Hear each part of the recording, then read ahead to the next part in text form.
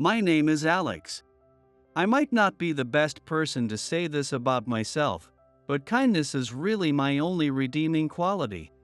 Still, there's one thing I can brag about. That's the fact that my girlfriend, Iris, who I've been dating since high school, is basically model-level gorgeous. That night, Iris and I had dinner together and had some drinks, so we were walking home. Hey, man, hold up a second. Hey, don't just ignore us. Huh? Are you talking to me? I think you got the wrong person. There's no way I got it wrong.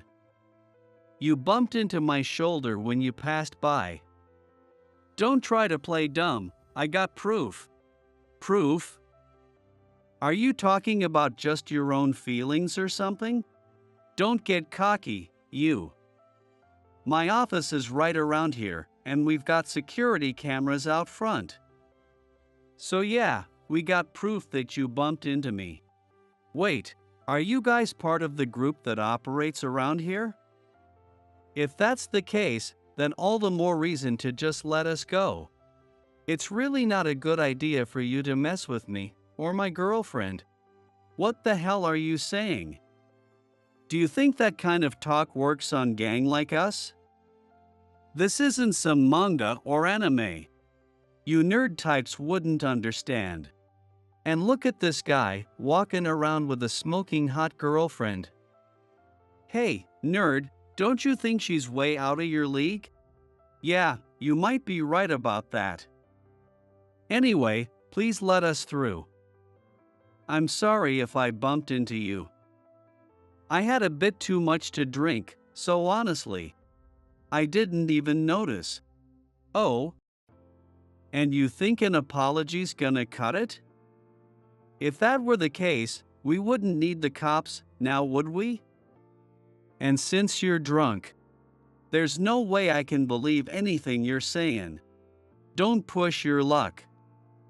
Now get on your knees and bow right here. Isn't that going a bit far? Can you let go of my shirt? If I report this to the police, you're the ones who'll be in trouble. The next moment, a sharp pain shot through my head. When I came to, I was lying face down on the ground. See, if you just bowed right away, this wouldn't have happened. You had to go and make it difficult, so I had to get rough. Why is it that every single one of you nerds doesn't understand power dynamics? It's too late to apologize now. Like I said, I already apologized. Do you have any idea what you're getting into? Ha! You've still got the nerve to talk back? How about another round then? I raised my head, and another dull pain coursed through me. Come on, you want more of this? Just bow and get it over with, it'll be easier for you. What do you think, girl? You agree with me, don't ya? Look at her, she's just standing there, not even trying to help. Maybe she's not even really his girlfriend, just some rental or something? For real? So, if he's paying, that means I get a turn, right? Isn't that right, you pathetic nerd? Answer me. Ah. Please, stop kicking me. I won't let you lay a finger on her. Whatever you do to me, it's pointless. Ha? And why should I listen to some loser like you? A nerd like you can't be walking around with a girl like her. Come on, stop trying to act tough. She's already seen you at your worst. Honestly, you should be more embarrassed about looking so pathetic. This isn't about embarrassment. Just don't touch her. I promised her father that I'd support her. Yeah, I get it. So you just want to keep making a fool of yourself, huh? And not protect her, but support her, you say. I'm telling you, that's not what this is about. All right, enough. Just shut up and stay down. Exactly. Now, I'm gonna have some fun with your girlfriend. As the two gangs slowly moved toward Iris, I forced myself up on my wobbly legs, placing myself between them and Iris. Please, just stop. I don't care what happens to me, just don't touch her. You'd be better off not doing this, trust me. What the hell are you talking about? For our sake? Don't you dare talk down to us. You're just some nerd with no right to lecture us. Honestly, I've had enough of your pathetic attitude. Now move, unless you want more pain. Nobody wants to see a man crying like a coward. None of that matters anymore. This isn't about pride or pain, it's about her. And you don't want this pain either, right? I'm thinking of you too. Shut up. If you keep getting in our way, we won't go easy on you this time. We're gonna go all out. If that means you'll leave her alone, then so be it. I won't let you touch her. Big words. But listen, that's not courage, that's recklessness. No matter how much you shout, nothing beats raw power. With that, they came at me, throwing punches and kicks. Barely conscious, I gritted my teeth and endured the pain. Iris. Forget about me and run while you can. I can't do that. There's no time to argue. Do it for me. Hey, he's still talking big. Is he just that tough, or has he lost all feeling? Why are you still trying to act tough after getting beaten up this badly? It's actually embarrassing, so just stop. Come on, we're not done here. Get up. You said you didn't care what happened to you, so you better not be giving up this easily. Please, just stop already. You're gonna break my bones. I didn't think you'd go this far without worrying about people watching. Of course not. That's exactly what we're here for. Beating you to a pulp is the goal, so we're not stopping. The girl's just an afterthought. First, we're gonna make sure you can't get back up. No way. Iris. Please, just run. Even then, Iris continued to stare at me in shock, her delicate hands trembling. The gang didn't let up, relentlessly throwing punches at me. And then, hey! Looks like we're done here. Presenting, the completely wrecked man. Come on, if you can stand up, give it a shot. Your beautiful girlfriend's watching too. She wants to see if you can get back on your feet. After confirming I was down, the two started walking toward Iris. And then, they finally touched her. Hey there, sweetheart, why don't you have some fun with us? That wimp can't satisfy you. But me, I can take you to heaven. Yeah, don't forget about me. The ladies have always loved me. Iris. My whisper was in vain as the gang laid their hands on Iris's shoulder. Don't you dare touch me. The moment they touched her, one of the gang was sent flying through the air. Hey! Matt, are you alright? What the hell just happened? I don't know. The moment I touched her, my body just felt weightless. Hey, woman! What did you do to Matt? We just touched your shoulder. Ouch. You made me hurt my back. This won't end with just one hit, you know. Don't you feel ashamed of yourselves? Huh? What are you talking about? And let me tell you, I just wasn't ready. Everyone knows men are stronger than women. If that's what you believe, how long do you plan to keep talking like that, after being thrown by a woman you look down on? I can't stand guys like you, all talk and no backbone. Who do you think you're talking to, you bitch? Do you even know who we are? We told you, our office is right around the corner. You're not from around here, are you?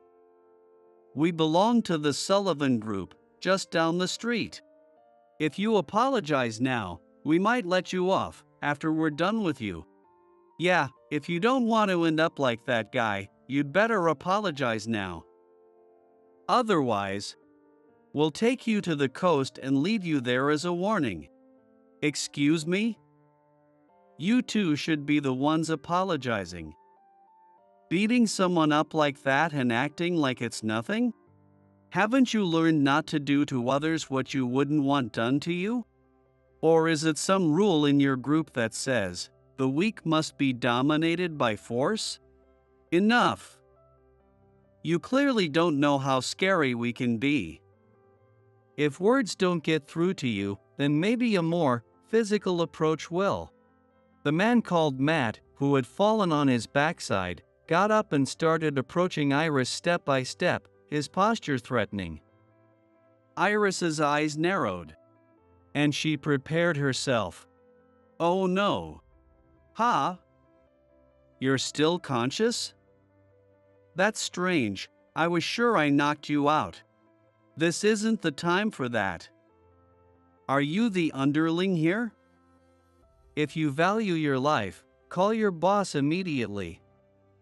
Only the boss can handle this. What makes you think you can order me around? You want another round of pain to shut you up? Now's not the time for this. If you don't call him right now, things are going to get really bad. I can't move. I can't do anything. Hurry. Shut up already. Do I need to hurt you more for you to listen? Do you think I'd say this for my own sake? I'm telling you this to keep you from ending up in serious trouble. Ha! Let me tell you, Matt is strong. He can handle any woman easily. Watch closely, in just a few more steps, she'll be on the ground. The gang underling stomped on my right hand and yelled, but at that moment, with a loud thud, Matt was knocked down. Ha! Why is Matt on the ground again? I told you not to touch me. Apologize. Apologize to my man. You think you can get away with what you did to him? I'll make sure you regret it. Even more than he suffered. Hey, what the hell is going on? How is Matt getting beaten up like that? That's what I was trying to tell you. It's not too late. Call the office now and get someone here. What? Oh, okay. I hate taking orders from you, but I can't handle this myself. Saying this, the gang underling pulled out his phone and started calling their office. I don't know who she is, but this insanely beautiful woman is beating the crap out of Matt. What? Her name? I don't know. She's just kicking the hell out of him. No way I'm jumping in. I'd end up with broken bones too. Just send someone here, anyone. Who's coming? The boss is out, but he's supposed to be back soon, not sure when exactly. So they're sending the second in command. The second in command. He'll do. How do you know about the second in command? And what's with that look on your face, like you know something? Are you connected to our group? I'm not part of the group, but let's just say I know a bit about it. Oof, so you're not giving me a straight answer, huh? While they were talking, Matt was still taking several kicks from Iris. Hey, who is that woman? I've fought a lot of people before, but I'd never seen anyone kick like that. Well, she's... Wait. Miss, what are you doing? Looks like I don't need to say anything. Kyle, the second in command, will explain everything. Ah, you're really a mystery, you know that. Miss, please calm down. Matt's already out cold. If you go any further, it'll be bad. Don't stop me. I don't care if he's unconscious. This guy beat up my man. And then he dared to touch me. Only my father and Alex are allowed to touch me. I get it. I get it. But if you don't stop soon, Matt's going to be permanently crippled. Even your father would be upset about that. Shut up. Iris broke free from the second-in-command's hold and raised her foot toward the unconscious Matt again. At that moment, the Sullivan boss grabbed Iris's arm and pulled her back. Dad? What are you doing? I can't forgive this guy. I have to beat him to a pulp. Miss, please look at him. Matt is already battered and unconscious. There's not much more beating up you can do. But I'm not satisfied. I won't stop until he can't get up again. Come on, please stop already. Mr. Sullivan, please tell your daughter to stop. If word gets out that Iris beat up a member, it'll only weaken the group's reputation. What? Sullivan's daughter? You. Why didn't you say anything? There wasn't exactly time for that, was there? I did tell you that you should stop. Anyone could say that. You need to be more aware of the danger around you. You're not exactly one to talk about that. Anyway, we need to wake him up while the boss and the second-in-command are holding her back. Damn it, this is a real mess. He finally lifted his foot off my hand and rushed over to Matt to wake him up. Hey! Matt! Wake up! This isn't the time to be lying around. Ah! What happened? I touched that woman, got blown away, then kicked. She kept kicking you until you passed out. Are you hurt? Any broken bones? I don't know. Everything hurts too much. And why are Mr. Sullivan and the second-in-command holding her back? Did they come to rescue me? They didn't come to save you. Both the boss and the second-in-command came to help the miss. If a punk like you tarnishes her reputation, that's a big problem. Huh? What do you mean? Why are they helping her instead of me? Did I hit my head and start losing my mind? No, it's not that. Apparently, she's the daughter of Mr. Sullivan. I realized that when I saw how the second-in-command and the boss reacted. We might have messed with the wrong person. What? Sullivan's daughter? That can't be right. Sure, she's a damn fine woman, but Mr. Sullivan? I mean, look at him, he's like a raccoon. You bastard. What the hell are you saying? Do you know who you're talking about?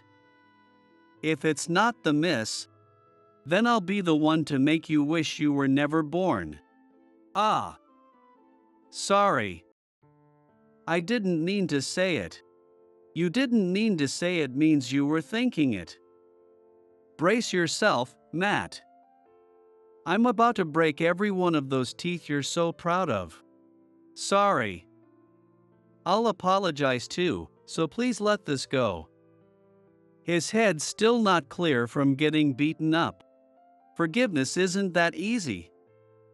And on top of that, you were ordered not to lay a hand on civilians.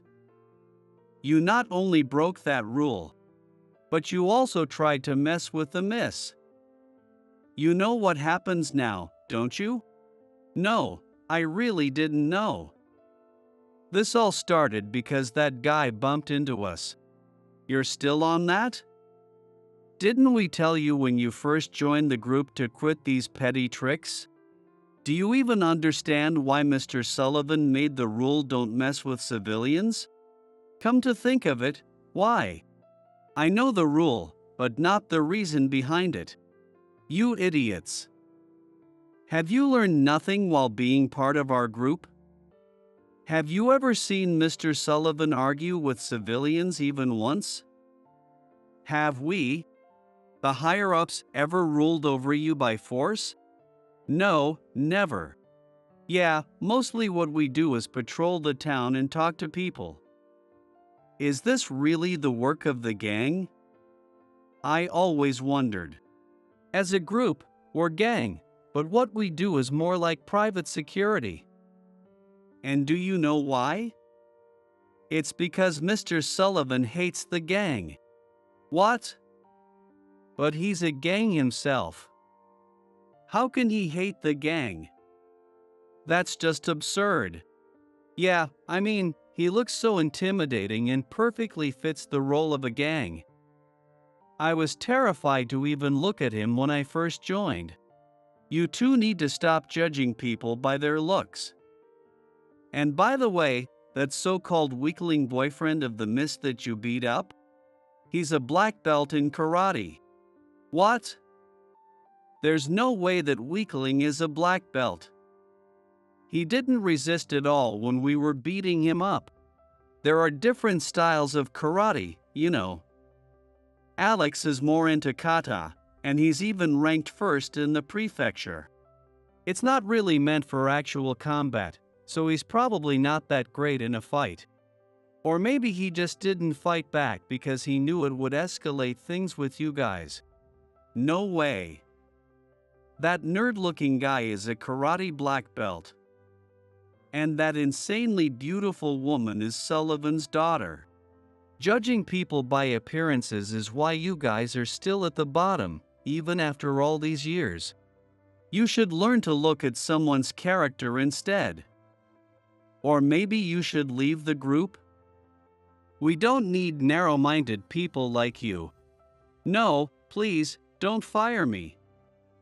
No one else would hire someone like me. Me too. Please let me stay in the group. I'll train myself not to judge people by their looks anymore.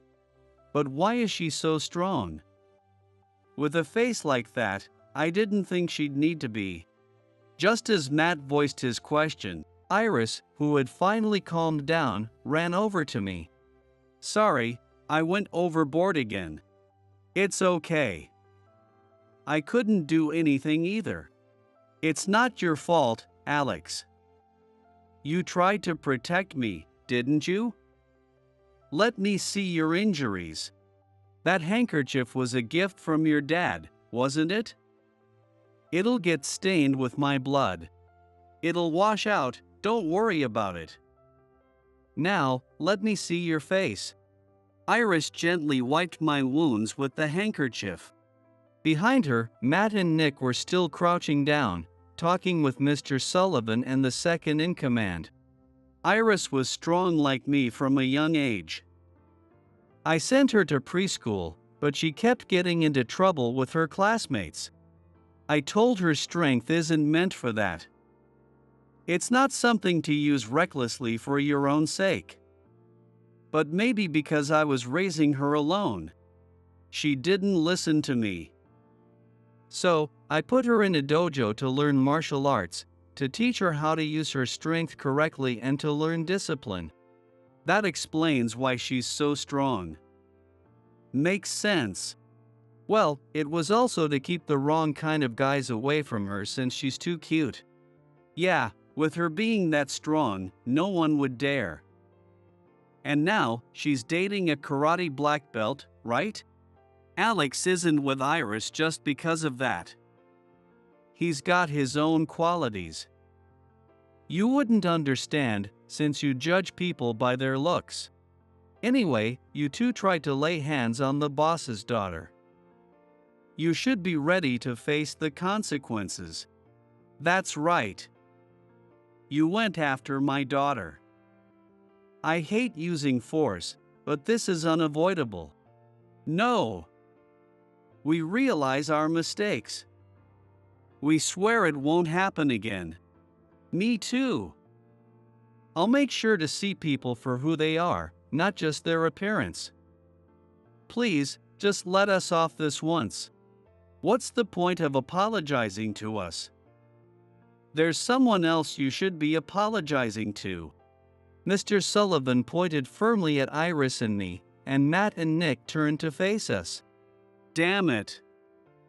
I'm sorry. I took advantage of the fact that you weren't fighting back. I know an apology isn't enough, but please, forgive us. Yeah, I apologize too. I provoked Matt and called you names like nerdy loser. I promise it won't happen again. Please, just this once. Forgive us. Matt, battered and bruised, bent down and with Nick, bowed his head to me. It's fine. I'm covered in scrapes and bruises, but I'm alive and Iris doesn't seem hurt either. What? You're really going to forgive them? If I don't, they'll lose their jobs, right? It's just some scrapes and bruises, so it's not about forgiving or not. Alex, you're too kind. That's why you were ostracized in high school. But because of that, you weren't ostracized anymore, right, Iris? It was for the best. I just wanted you to have a good school life. Maybe, but still. So, this time too, it's not something to get all worked up about. Matt, Nick, I'm over it. Just don't go around beating people up for no reason anymore. Thank you, you've saved us. Miss, I'm sorry too. Don't apologize to me. Apologize properly to Alex. They already did. It's fine, Iris. Calm down. No, I can't forgive them. The only reason they're in this state is because they went after you, Alex. I won't be satisfied with this. You too. Brace yourselves again. Miss? That's enough. All right, you two, let's go. Iris. I'm really fine. It's my fault for looking so weak. And really, I'm not that badly hurt. No. I won't let this go. People like them need a proper beating to learn. Just as Iris was about to charge forward, Mr. Sullivan grabbed her arm, holding her back, while the second-in-command led the two away. Matt was later taken to the hospital, where they found he had fractured his left arm and ribs, so he was admitted. When the second-in-command informed Iris of this, it seemed to calm her down a bit.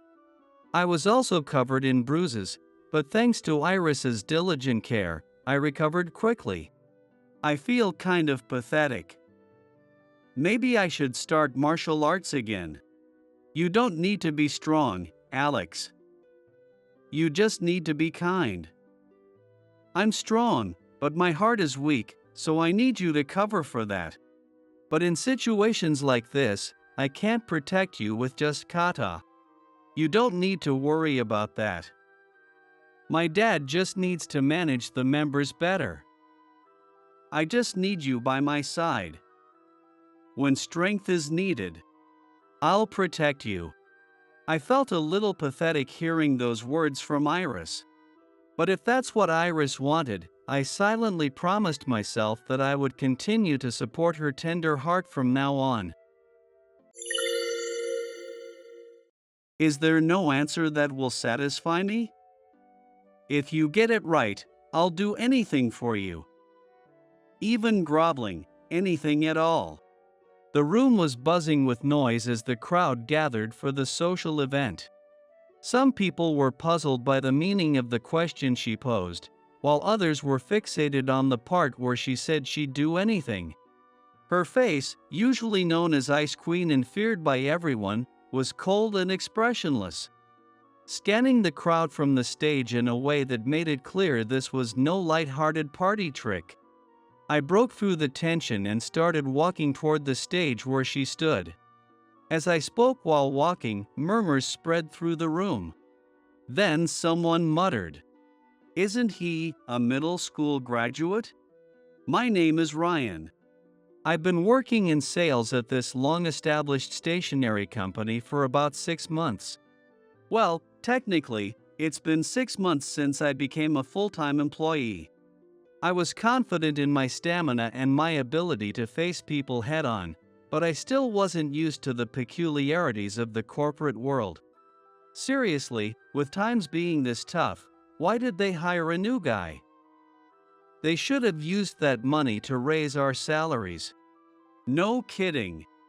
I hear stuff like this said behind my back, loud enough for me to catch. They're venting their frustrations over how tough sales are. And I'm the perfect target for that. In a way, I'm somewhat famous at this company. That's because I joined in a rather unusual way. I was originally hired as a part-time stockroom assistant here. And yes, I was a middle school graduate. I didn't go to high school, so I worked desperately. Thanks to the support of the people around me, I earned my high school equivalency diploma, then went from temp to contract worker, and finally, a full-time employee. Those who knew me from my part-time days were genuinely happy for me. I, too, felt like I was standing at a new starting line and enthusiastically began my new life. But what awaited me was an environment that felt like a completely different company.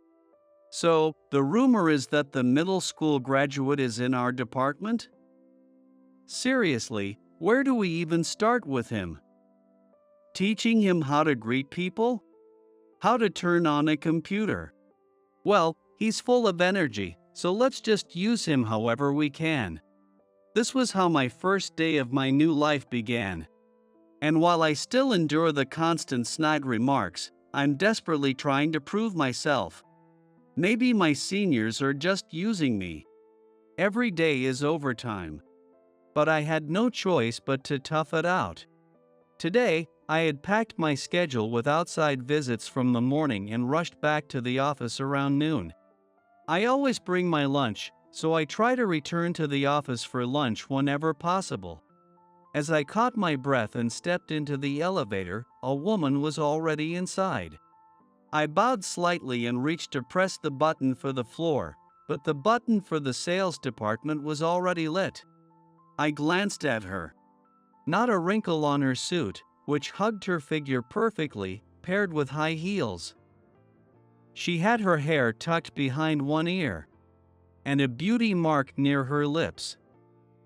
Anyone could tell she was stunning. But there was a daunting aura around her that made her seem unapproachable. As I shifted to keep a respectful distance, she suddenly spoke up.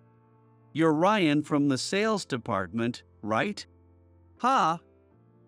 "Yes." While I was wondering if she was someone related to sales whom I didn't know, she flipped through her binder without looking at me and continued. "The entrance area can have external visitors, so don't rush in so carelessly like that." Sensing my confusion, she looked up at me coldly and added, "Do you not even understand what I'm saying?"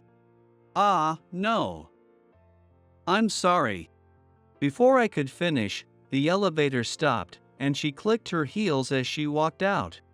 Still wondering who she was, I made my way to the office, but the answer would soon become clear. As soon as I stepped into the office, I could feel the tension in the air.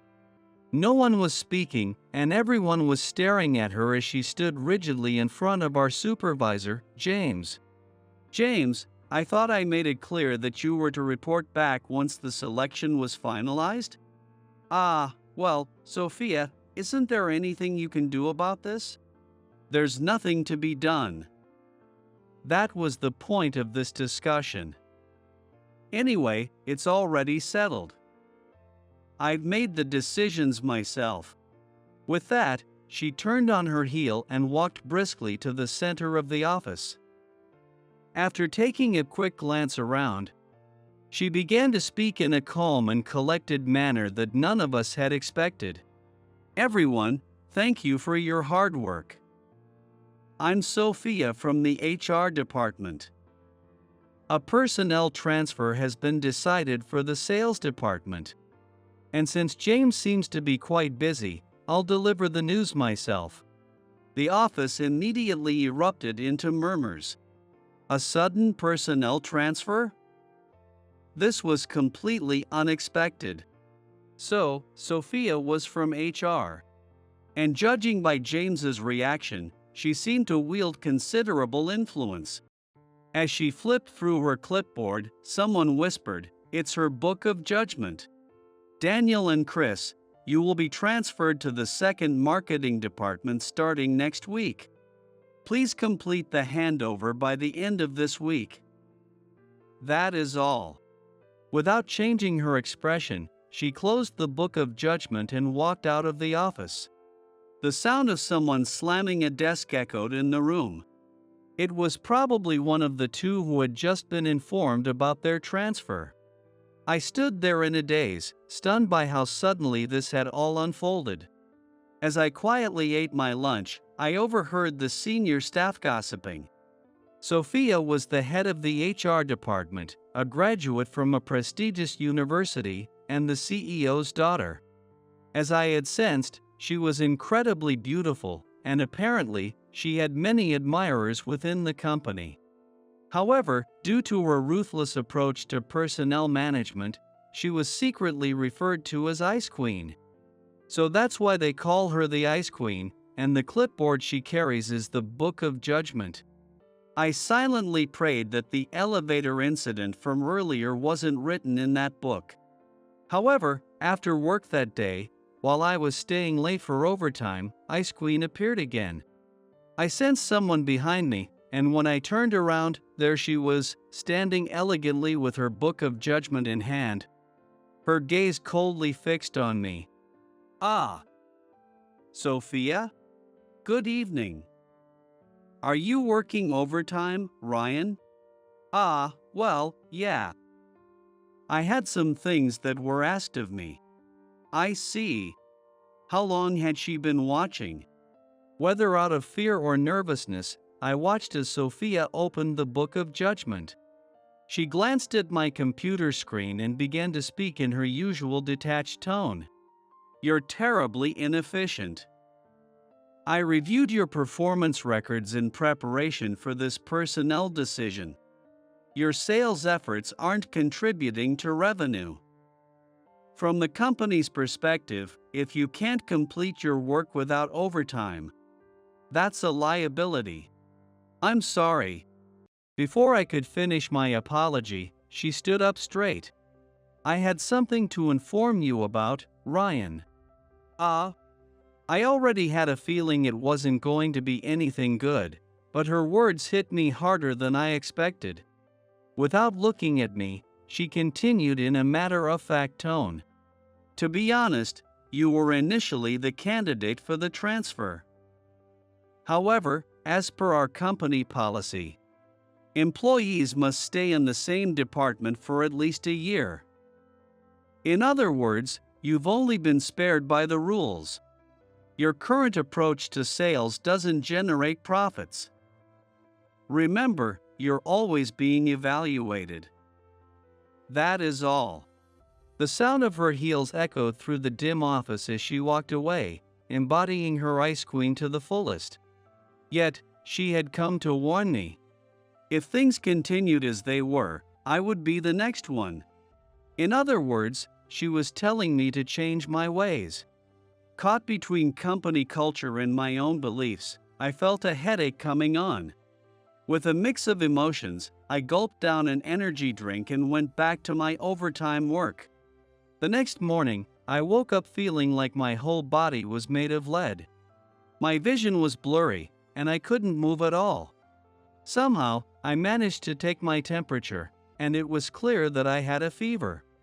I thought if I could just get to the office, I might be able to push through, but even standing up was a struggle with the fever. Reluctantly, I called the office and informed them that I was taking the day off. I thought I was in pretty good health. I muttered to myself, staring at the ceiling as my consciousness started to fade again. Not long after, the intercom rang, waking me up.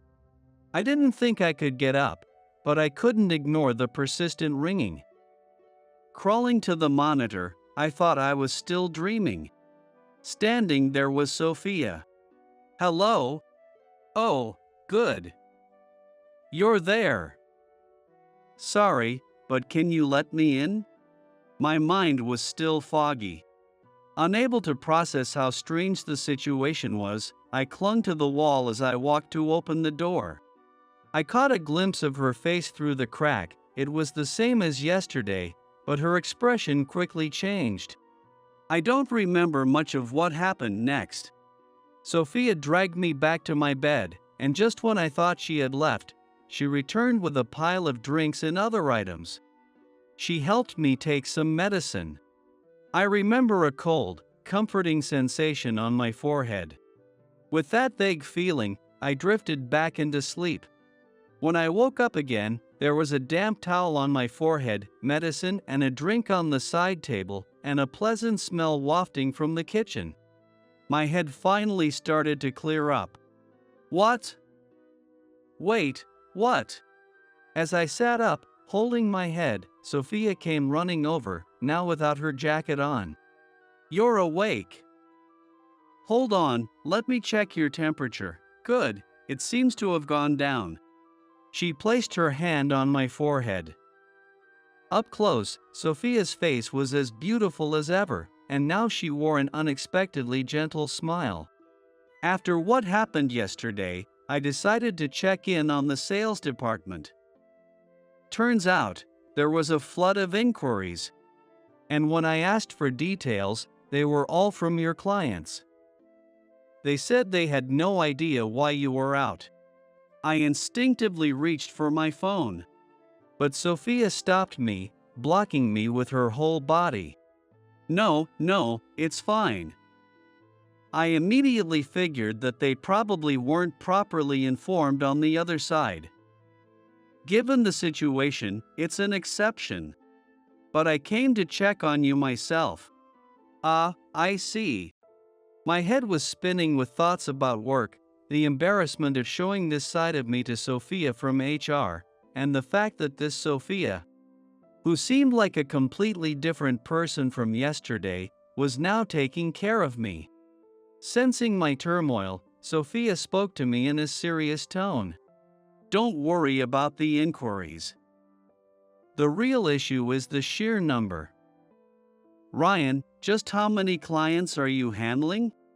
The numbers in the reports I received were nowhere near this. I hesitated to tell the truth. But Sophia's gaze told me she already knew. "I've taken on some of the clients from my seniors as well." I thought so. Sophia put her hand on her forehead and let out a deep sigh. "But I haven't been given any of the major clients yet, so I decided to just take it as it comes. If they're using me, I'll just have to prove them wrong someday. You've made some contracts yourself, right? But those successes aren't being credited to you. You're working yourself to the bone. I've heard this has been a trend in the sales department for a long time. This really needs to be addressed," she said, reaching into her bag and pulling out that familiar clipboard. "Ryan, I saw your resume from your part-time days. Your grades in middle school were at a national level. Getting free access to classes and mock exams at prep schools isn't something just anyone can do. You wrote that you wanted to support your household because you were raised by a single mother. I wrote a lot of things to get hired. It's a bit embarrassing how desperate I sounded, haha. That part of you probably hasn't changed since you were a kid." After a brief silence, Sophia stood up and walked to the kitchen. She returned shortly after, carrying a bowl with a comforting smell. It was rice porridge with egg and a side of pickled plum. Watching her move so efficiently, I froze in place. Sophia scooped up some porridge with a spoon, blew on it to cool it down, and brought it to my mouth. Here, open wide. Say ah. No, no. I can eat on my own. What are you talking about? No, it's an order from your superior. Now, ah.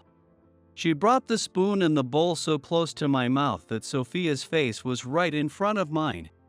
She stared at me with a slightly pouty expression, her eyes looking up at me as I hesitated to open my mouth. The thought of Sophia, nursing me like this made me feel like my fever might spike again. She lightly touched the spoon to my lips, and I reached the limit of how long I could keep my mouth shut. Oh, it's delicious. Good. You know, cooking for someone who usually cooks for themselves takes quite a bit of courage. Come on, keep eating. Opening my mouth and letting her feed me, I quickly finished the bowl in no time. As I watched Sophia smile at me after I finished eating, I couldn't shake the feeling that I was still dreaming. She tucked me in and placed a cool towel on my forehead. From the corner of my eye, I could see her kind face, but then her expression changed.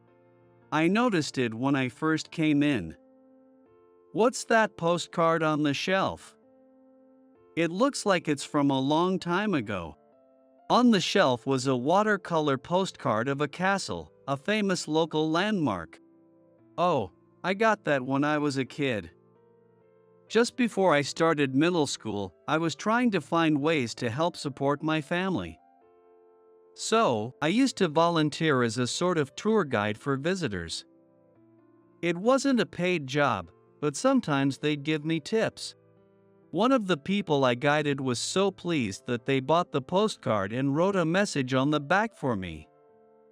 I started doing it for my family. But it made me so happy.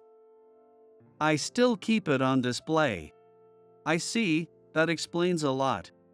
Ha! Seeing my puzzled face, Sophia smiled as she replaced the towel on my forehead. Remember how I mentioned all the inquiries we got this morning? Most of them were from local shops and small businesses. They were all saying, "Ryan didn't show up today. Is something wrong?" Ah, yeah. I make it a point to check in with them every day except on weekends. It may not bring in large profits, but now I understand what kind of person you are. Sophia said as she adjusted the towel, lightly touching my forehead. Leave it to me. Ha! She gave me a small smile and then left. My mind was still a mess, but my stomach was full, my head cooled, and I soon fell back asleep. The next morning, feeling completely recovered, I was set to go to work in the afternoon. As I headed to the office, thinking about how to catch up on yesterday's work and how I needed to thank Sophia, I walked into a tense atmosphere. Sophia was there, too. Unlike last night, she was back in her usual ice queen mode, giving orders to James. It didn't seem like the right time to interrupt, but I couldn't just ignore the situation, so I waited for my chance to speak up. James, I apologize for the trouble I caused the other day. I'm fine now. Good morning, Sophia. Did something happen? James looked like he had no energy left to speak. Sophia, however, began to explain in her usual calm tone. After seeing the situation yesterday, we initiated an investigation into the sales department. It appears that task dumping and credit stealing have been common practices for quite some time. No. It's part of training the newcomers, you see. I was taught the same way by my seniors. At that point, James covered his mouth with his hand. Cold sweat was starting to drip down his face as he realized he had said too much. Sophia watched him with a cold, piercing gaze. I see. Well, it looks like the personnel reform was necessary after all. Ryan, it seems you were bearing the brunt of these practices. The two who were using you have been issued transfer orders. There's no need for a handover. As for the client assignments, James, I trust you'll handle this properly? James kept wiping his sweat and bowing repeatedly. I glanced around the office, noticing that the seniors who had been offloading their work onto me were already gone. Their desks left in a chaotic state. Still processing this sudden turn of events, I bowed and headed to my desk. I could hear various murmurs around me. Those guys were a pain, always acting high and mighty. They couldn't even do their jobs properly. But 4 transfers in 2 days? The 2 today basically got demoted. Isn't that a bit harsh? If you get on the Ice Queen's radar now, you're done for. My work environment changed drastically after that. James reassigned responsibilities, and for a few days, everyone in sales was busy greeting clients. I also spent my days checking in with the shops I had worried and transferring client information that I had been managing on behalf of my seniors. Work became noticeably easier. The senior staff, now managing larger clients, would say things like, "Ryan, your reputation is so good, so it's hard to follow up." Hearing this made me smile, feeling like all the hard work I had put in had finally been recognized. Opinions on the personnel changes were varied, but I sensed Sophia's determination to reform the company in her own way. Finally, the new structure was in place, and things were running smoothly. One day, I decided to reward myself after work by stopping by my favorite cafe. Usually, I drink instant coffee, so going to this cafe was the ultimate treat for me. As I headed in the opposite direction of home, I suddenly heard someone call out to me. "Ryan? Are you still working?" I turned around to see Sophia, apparently on her way home. "Oh, no. I'm off work, too. Just making a little detour." "Where to?" "Oh, is it an adult?" "No, it's a cafe." Sophia's eyes immediately lit up. She told me she hardly ever went to cafes. Since I still hadn't properly thanked her for nursing me, I decided to invite Sophia to join me at the cafe. On the way there, we barely talked about work. In fact, I didn't feel like talking about it at all. Walking beside me, Sophia was far from her Ice Queen persona, eagerly urging me to hurry up just like any other woman. The more I learned about Sophia, the more mysterious she became. But when we arrived at the cafe and started looking at the menu, she stirred up my emotions even more. "Ryan, what's this?" "There's a cat on the cappuccino." "Ha, that's latte art." "Do you like cats?" "I love them." "Oh, what should I do?" "It's so cute, but how can I drink it?" "It's too adorable." "Ha, ha ha ha." "What?" But it's just so. Sophia, who was still smiling and gazing at the menu, looked absolutely adorable. A woman as beautiful as her, giggling and getting excited like this, was drawing attention from people around us. But Sophia paid no mind to that and turned to me with a serious expression. "Ryan, this sandwich, is the bread shaped like cats?" "Yes. I knew it. I have to order this." "Ah, what should I do?" "I want to order everything just to look at them." She finally decided on her order, but even then, she kept excitedly talking while looking at the menu. I listened, laughing the whole time. When our food arrived, her excitement went through the roof. "Ryan, do you think it's okay if I drink it?" "Ha, just try a little." "Okay, huh?" I drank some, but the cat is still there. Look, good latte art doesn't disappear until you finish your drink. When I said that, Sophia gasped in shock and exclaimed in awe. We had attracted so much attention that the barista came over to our table. Sophia, overwhelmed with excitement, used gestures to express how wonderful it was. The broad smile on her face was truly captivating. After finishing her conversation with the barista, she turned back to me, blushing, and said softly while looking up at me, I talked too much. At that moment, I was sure I had fallen for Sophia. The strong woman she was at the office, and the adorable, smiling woman she was outside, both sides of her had completely captured my heart. Reluctantly, we left the cafe, and I offered to walk her to the station. She still couldn't stop talking about the cafe, chatting excitedly the whole way. As for me, after realizing my feelings, my heart was racing. Because who knew if I'd get another chance to spend time like this with Sophia again? Sophia. Oh, sorry. I kept rambling on again. Do you have a boyfriend? As soon as I asked that, Sophia stopped in her tracks. She didn't look at me when she replied. I don't have one, but why do you ask? Will you go out with me? Unable to hold back any longer, I blurted out my confession to her. Sophia remained silent, still not turning to face me. Then, in a tone as indifferent as when she was at work, she spoke. I don't have time to waste on things like romance. I'm not that free. Ryan, what have you been looking at when you see me at the office? With that, Sophia walked away without once looking back at me. I didn't expect things to go smoothly, but being rejected so clearly left me standing there for a while.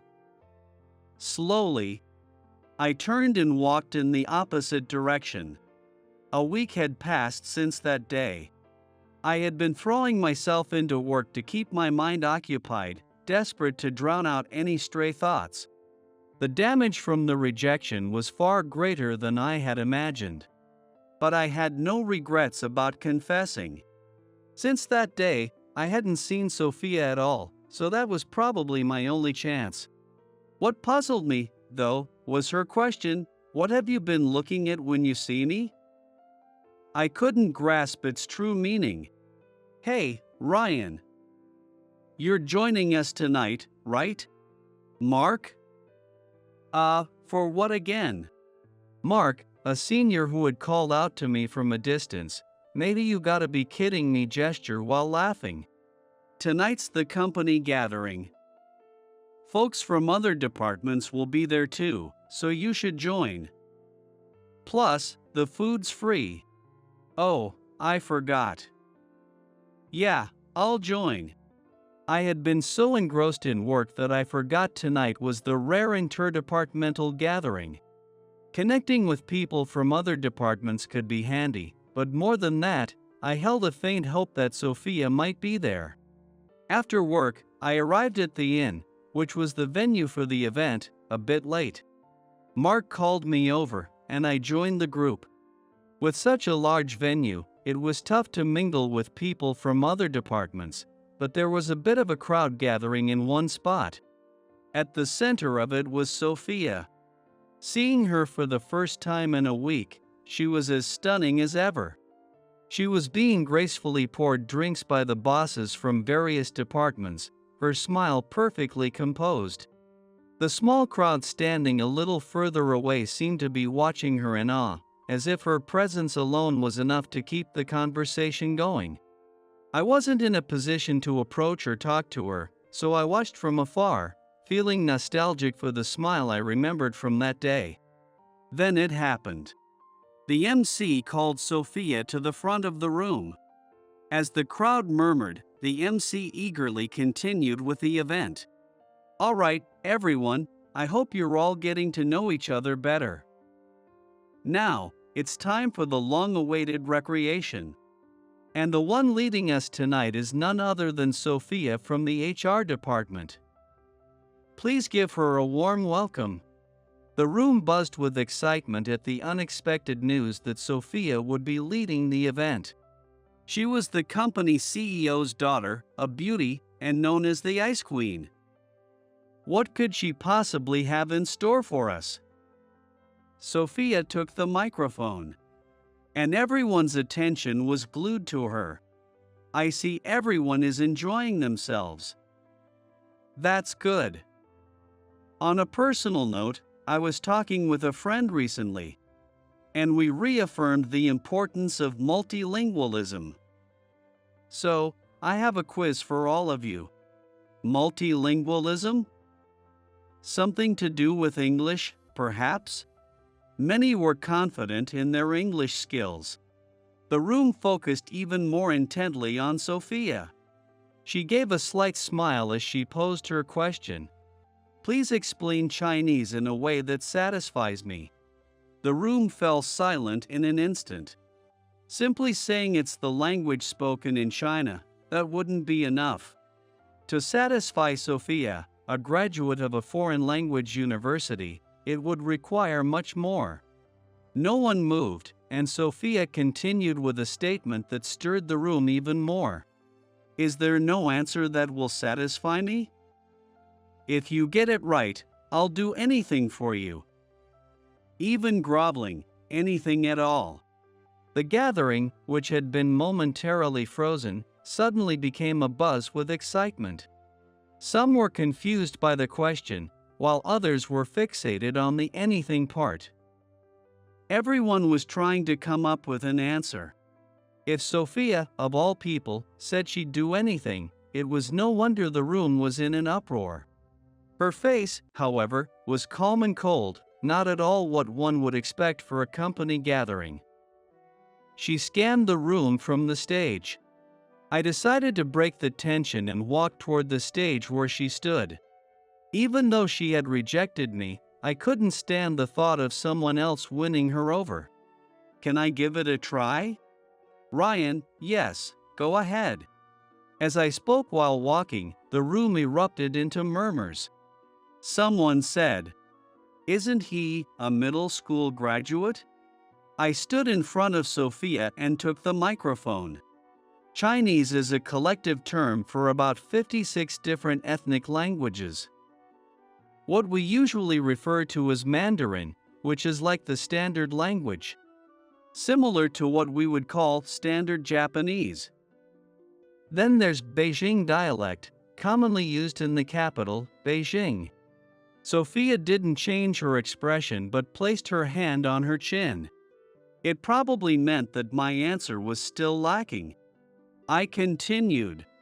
Some of the more well-known dialects include Cantonese, Northeastern Mandarin, Hunan dialect, Sichuan dialect, and Shanghainese. Names like Shanghai and Canton might be familiar, but their intonations can be quite unique and challenging. At this point, Sophia interjected. "Ryan, can you actually speak them?" "Well, Northeastern Mandarin is quite similar to Mandarin, so I can't speak it in detail. But I can switch between the others enough to be understood." I answered this in Chinese. Sophia seemed to understand a bit of it, but the crowd grew even more restless. Especially my colleagues in the sales department were utterly dumbfounded. As I scratched my head, wondering what to do next, Sophia approached me. She extended her hand for a handshake and asked, "Can you speak any others? I'm also fairly proficient in Italian." When I was doing volunteer work as a tour guide, I wanted to explain things better to foreign visitors.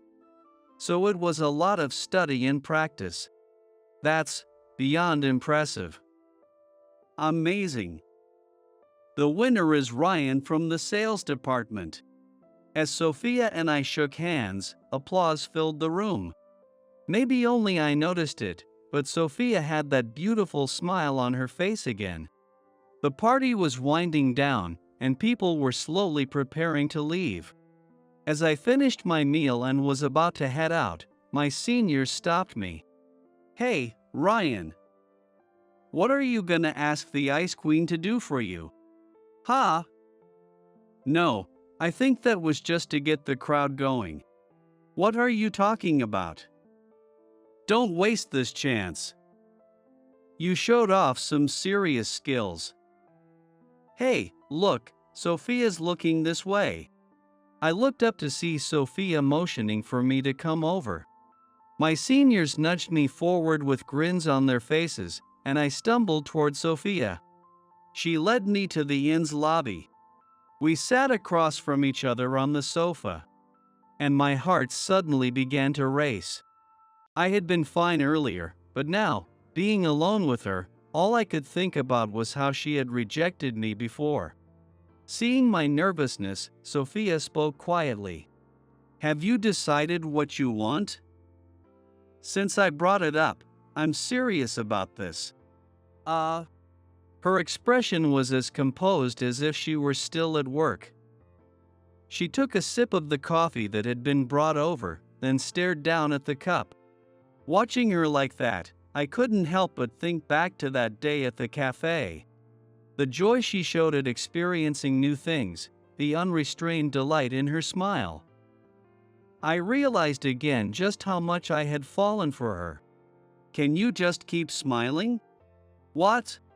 I straightened my posture, looked directly into Sophia's eyes, and repeated myself. I want you to keep smiling.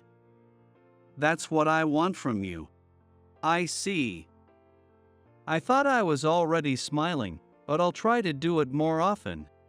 Sophia gave me a stiff, almost forced smile and began to stand up. I realized this was my only chance again. I had been hesitant to say this, but seeing Sophia as she was now, I couldn't hold back any longer. I know you. You're a kind person.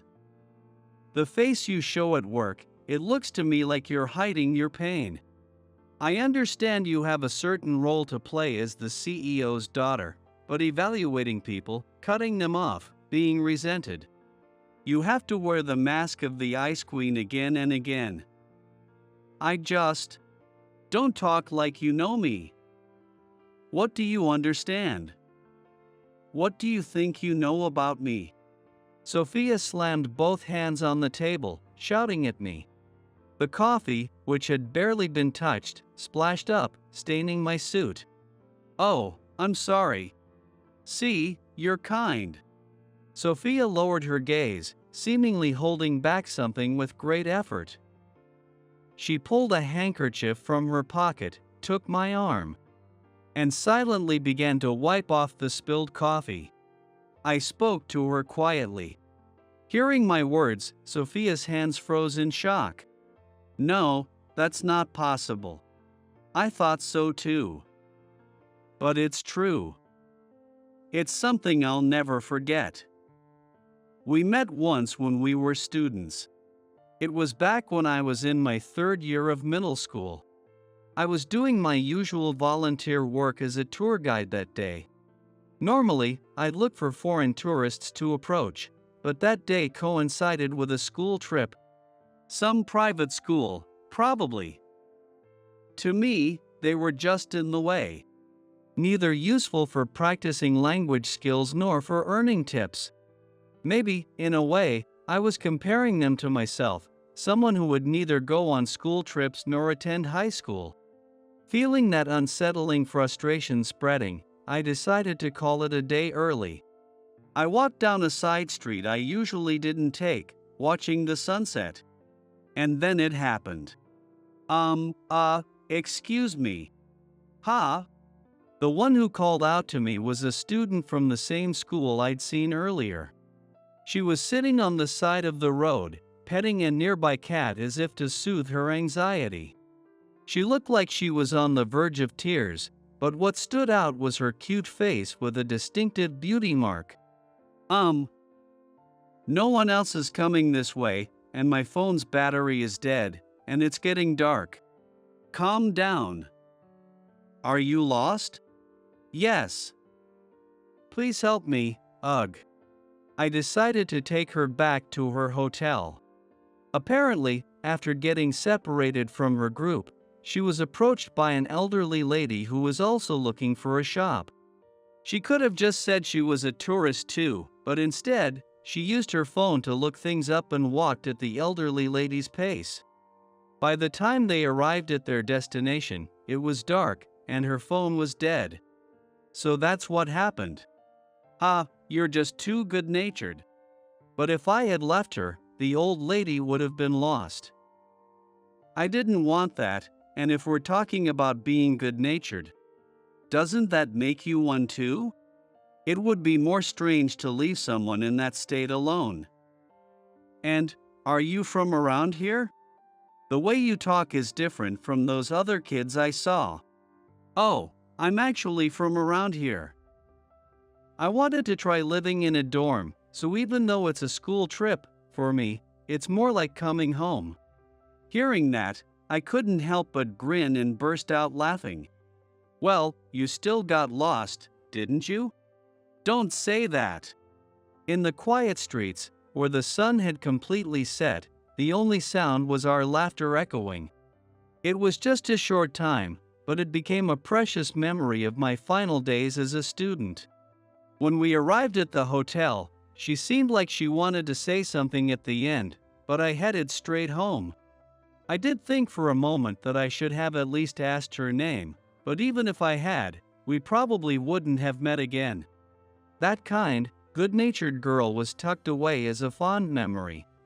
As I reminisced about those days, I felt Sophia's grip on my arm tighten slightly. I really can't believe it, I continued. Even after all these years, I recognized you. The kindness I felt from you back then hadn't changed at all. Sophia let go of my arm and murmured, I can't stay the same. I can't remain that naive child who didn't think about anything. I'm the only daughter of the CEO, Mr. Anderson. Being kind alone won't get me to the top of this company. That's why I chose to join the HR department. I wanted to handle all the tough decisions, even if it meant being called the Ice Queen. When I looked closely, I realized Sophia was on her knees, wiping my sleeve on the floor. I couldn't let such a kind person be alone. Ah! Startled, Sophia let out a small yelp as I grabbed her under her arms and helped her up. Her eyes widened as she finally looked at me directly. See, it's more reassuring to have someone with you than standing alone. Just like that day. Ryan. As Sophia wobbled slightly from standing up too quickly, I gently caught her in my arms. If you won't show it, then I'll force it out. Your smile, Sophia. Please, let me help you. There's more to helping this company than just letting people go. I won't let you cry alone anymore. Ryan. Sophia leaned into me slightly, and I pulled her closer with the arm wrapped around her back.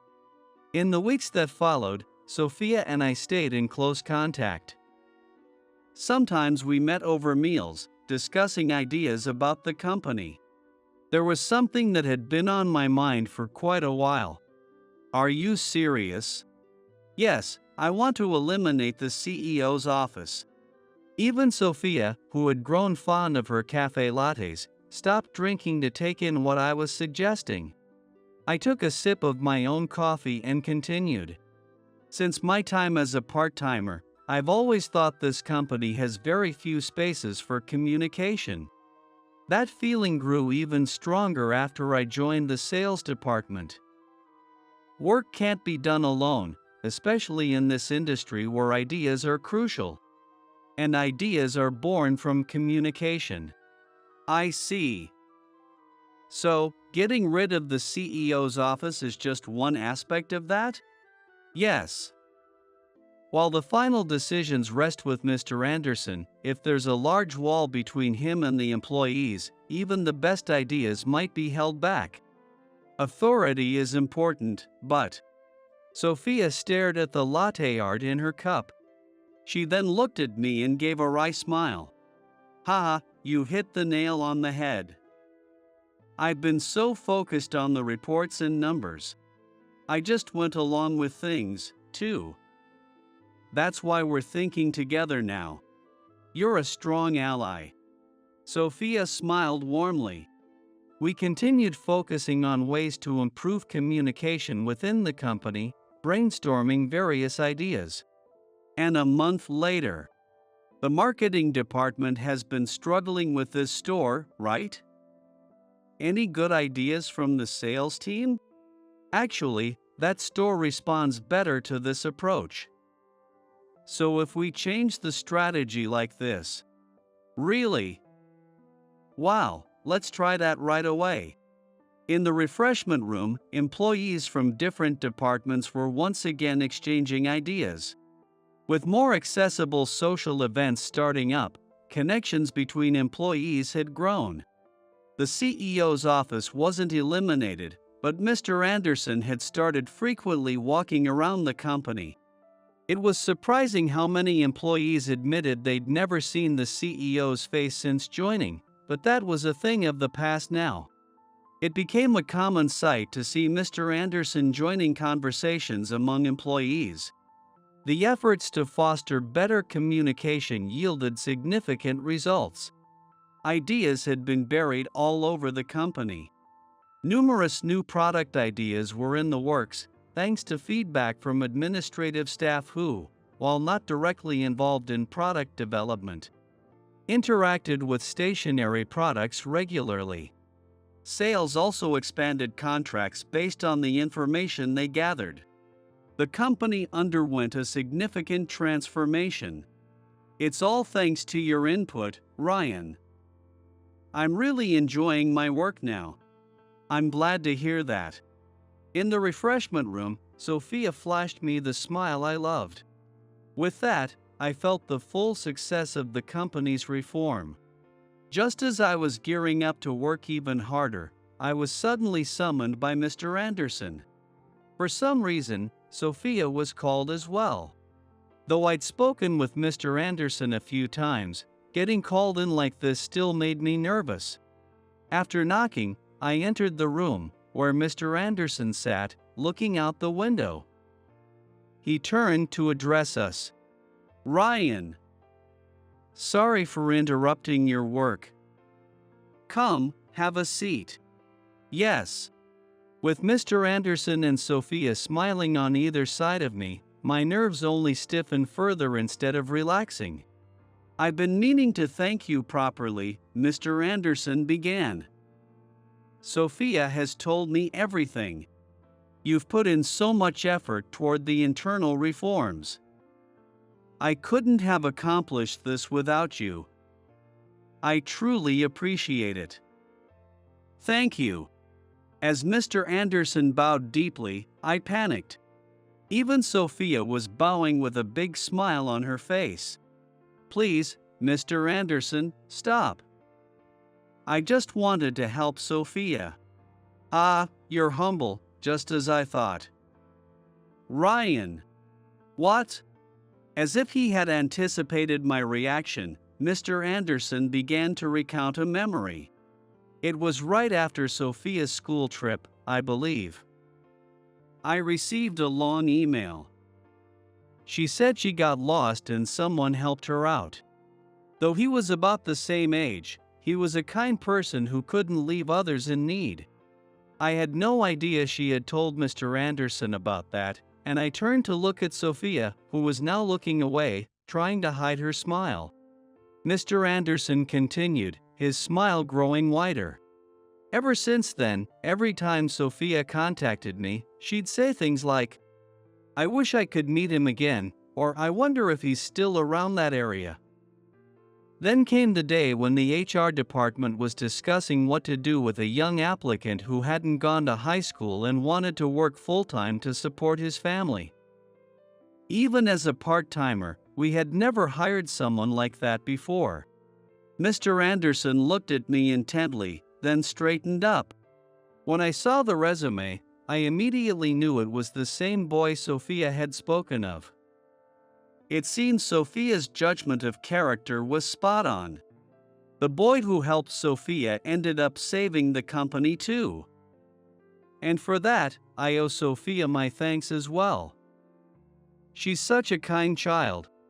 But I made her take on a role that nearly crushed that kindness. It was only when she started smiling again that I realized my own shortcomings. Father. Mr. Anderson stood up, a bit bashfully, and gently patted Sophia's head. Sophia, looking embarrassed herself, had tears welling up in her eyes. Watching the scene between father and daughter, I felt like I was witnessing a moment of reconciliation. But just then, as if they had planned it, they both turned to face me at the same time. Mr. Anderson spoke up energetically. So, Ryan, I ask you to continue looking after our company and Sophia. Ha! Well, he continued, I believe you would make a suitable husband for Sophia. Before he could finish, Sophia grabbed me and pulled me out of the office. I stood there in a daze while Sophia, her eyes cast downward, started babbling nervously. Ryan. My father can be a bit hasty, you know. You rejected me, remember? Well, that's not something I can cancel anymore, can I? Sophia said this while gently grabbing the sleeve of my suit. When I heard you talking about that postcard at your place, I thought, could it be?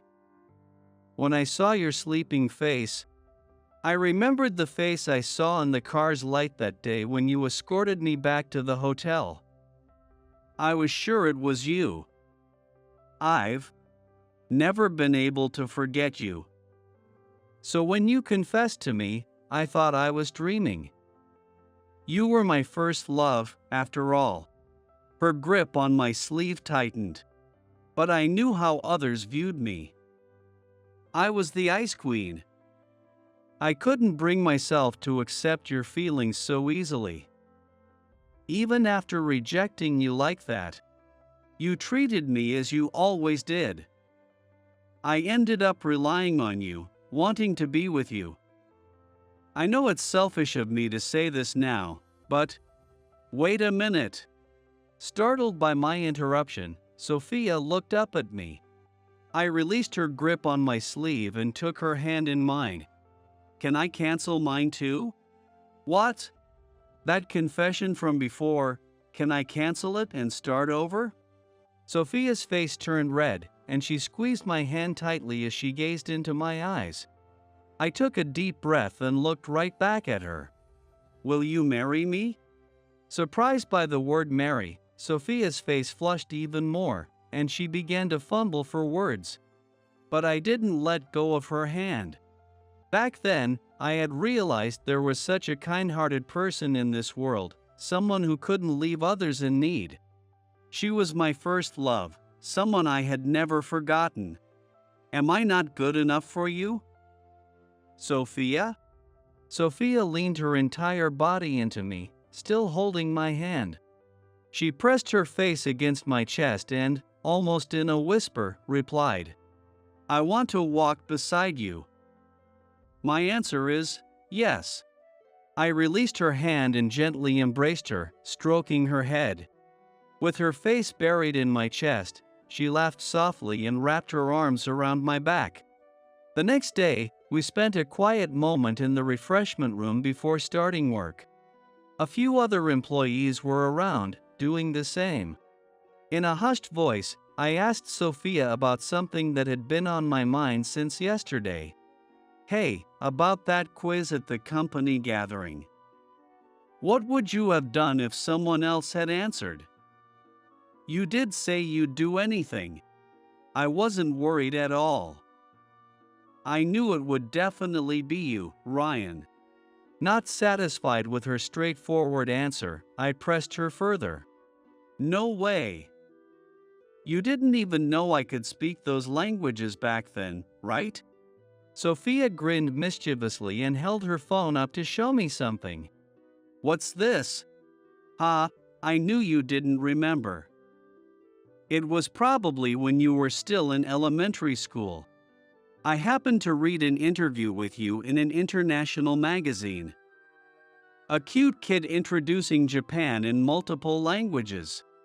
I vaguely recalled a time when I was volunteering, still speaking in broken phrases, and someone interviewed me in English and took my picture. I had no idea it had actually been published. It says right here, I'm also learning Chinese and Italian, so please come visit Japan. You said that years ago as a child. But you kept volunteering all this time. I knew you would follow through. Don't take such risks like that. Well, to be honest, I also knew a lot from looking at your resume. Oh. I slumped back in my chair, feeling both amused and defeated. Leaning back, I stared up at the ceiling and let out a laugh. Seeing me like this, she put her coffee down and moved closer to my face, whispering in my ear.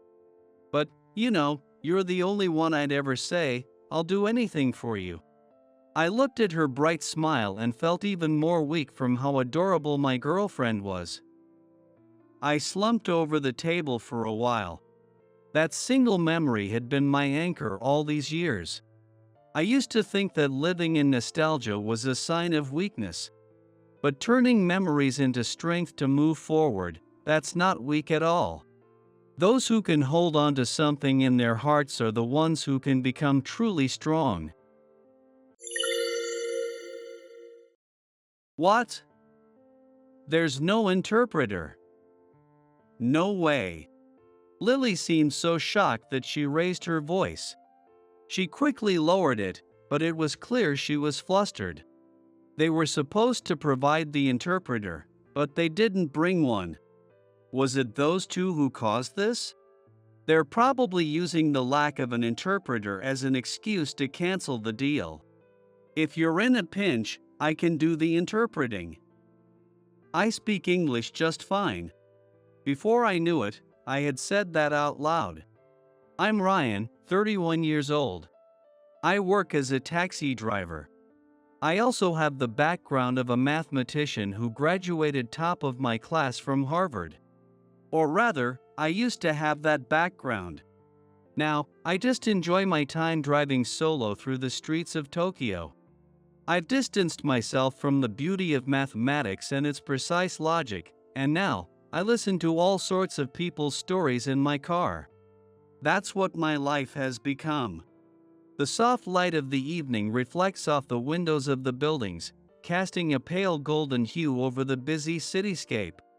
Amidst the hustle and bustle of this city, the taxi remains a quiet space. Good evening, Ryan. We meet again today. The door opened, and my regular, Lily Bennett, got in. She's a young CEO of a startup and takes my taxi almost daily. I always look forward to hearing about her day whenever she steps into my cab. Good evening, Lily. You worked hard again today. I'm really exhausted. Sounds like work's been tough. Lily leaned back deeply into the seat. She's tall, with wavy brown hair, and has sharp eyes that give her a stern look. At first, she seemed a bit intimidating, but lately, she's been showing a more relaxed side. Work is tough, but I also get invited to dinner by clients quite often. Well, you're a beautiful woman, Lily. Don't tease me. It's exhausting turning them down every time. I glanced at her in the rearview mirror. She looked completely worn out. Realizing that teasing her any further wouldn't be wise, I chuckled and turned on the audio system. Soft jazz melodies began to fill the car, bringing a sense of calm to the atmosphere. I'll play some relaxing music for you tonight. Yeah, thanks. She sighed deeply, leaning into the seat. I hoped the soothing jazz could ease her fatigue, even if just a little. For a while, she listened to the music in silence. Then, as if a thought suddenly crossed her mind, she spoke up. Come to think of it, Ryan, it's rare for someone young like you to be a taxi driver. Her voice had a hint of curiosity that was slightly different from usual. It's true that most taxi drivers are on the older side. Why did you decide to become a taxi driver? Because I love cars. And maybe, to see you, Lily. You're such a smooth talker. She chuckled, thinking I was joking. Deep down, there was another reason hidden within me. A past I didn't want to remember quietly crossed my mind. Ha! I'm really tired. Lily let out a cute yawn. I'm going to take a nap. Can you wake me up when we get to my place? Got it. I gave my agreement, but she was already fast asleep. I couldn't help but smile at her lack of caution, but she must have been really exhausted. Unlike me, who ran away, she's probably fighting all sorts of battles. With her soft breathing mixed with the jazz, the taxi melted into the night once again. Amidst the quiet inside the car, a distant memory suddenly surfaced. My days at Harvard came back to me in vivid detail. Immersing myself in the world of mathematics, spending countless nights solving problems. Under the artificial lights, drifting in a sea of equations, passionately searching for new theories.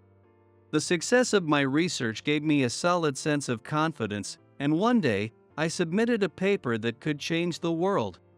However, the paper was rejected. The reason was obvious. It must have been George. George, with his powerful sponsors, used his influence to sabotage me. I never imagined that my sincere passion for mathematics could be defeated by such underhanded tactics. Back then, I couldn't believe it and went to protest to Professor Cooper. Why was my paper rejected? The content should be correct. My voice trembled, disbelief seeping into my words. Ryan. Sometimes, in academia, being right isn't enough. Professor Cooper sighed deeply and looked at me with sorrowful eyes. In those eyes, I saw a resignation to an unavoidable reality. Then, why did I fall in love with mathematics? My voice grew increasingly rough. I was overwhelmed by a sense of anger and disappointment that I couldn't suppress. Ryan, I understand your passion. But reality is harsh. Professor Cooper spoke slowly, as if explaining to a child. George has powerful sponsors behind him. We can't ignore their wishes. His words were calm, but that calmness only fueled my frustration. Is that what the academic world is about? Power and money taking precedence over what's right. My shoulders shook, filled with frustration. Ryan, you still have a path ahead of you. I want you to keep looking forward, not give up. His words felt like a consolation, yet also an irrefutable verdict. And so, having been made painfully aware of my powerlessness, I left the institute. George's sneering as he watched me, the loser, still lingers in my ears. Your passion is useless. His mocking eyes, his cold voice, it all seemed to engulf me. My spirit broken, I gave up fighting and returned to Japan. My former passion had faded, and I chose a quiet life. Now, I spend my days listening to people's stories and finding solace in the passing scenery outside the car window. In the quiet of the car, I hummed softly along with the jazz music. As I waited at a red light, I glanced at her peaceful sleeping face. The taxi glided smoothly, and before long, we arrived at Lily's home. A luxurious high-rise condo towered before us. Its dazzling exterior was like stepping into another world. Lily, we're here. Lily, who had been quietly sleeping, woke up at the sound of my voice. She gradually came to her senses from her groggy state, looked around for a moment, then smiled. Oh, thank you, Ryan. I slept so well. Glad to hear that. You seemed especially tired today.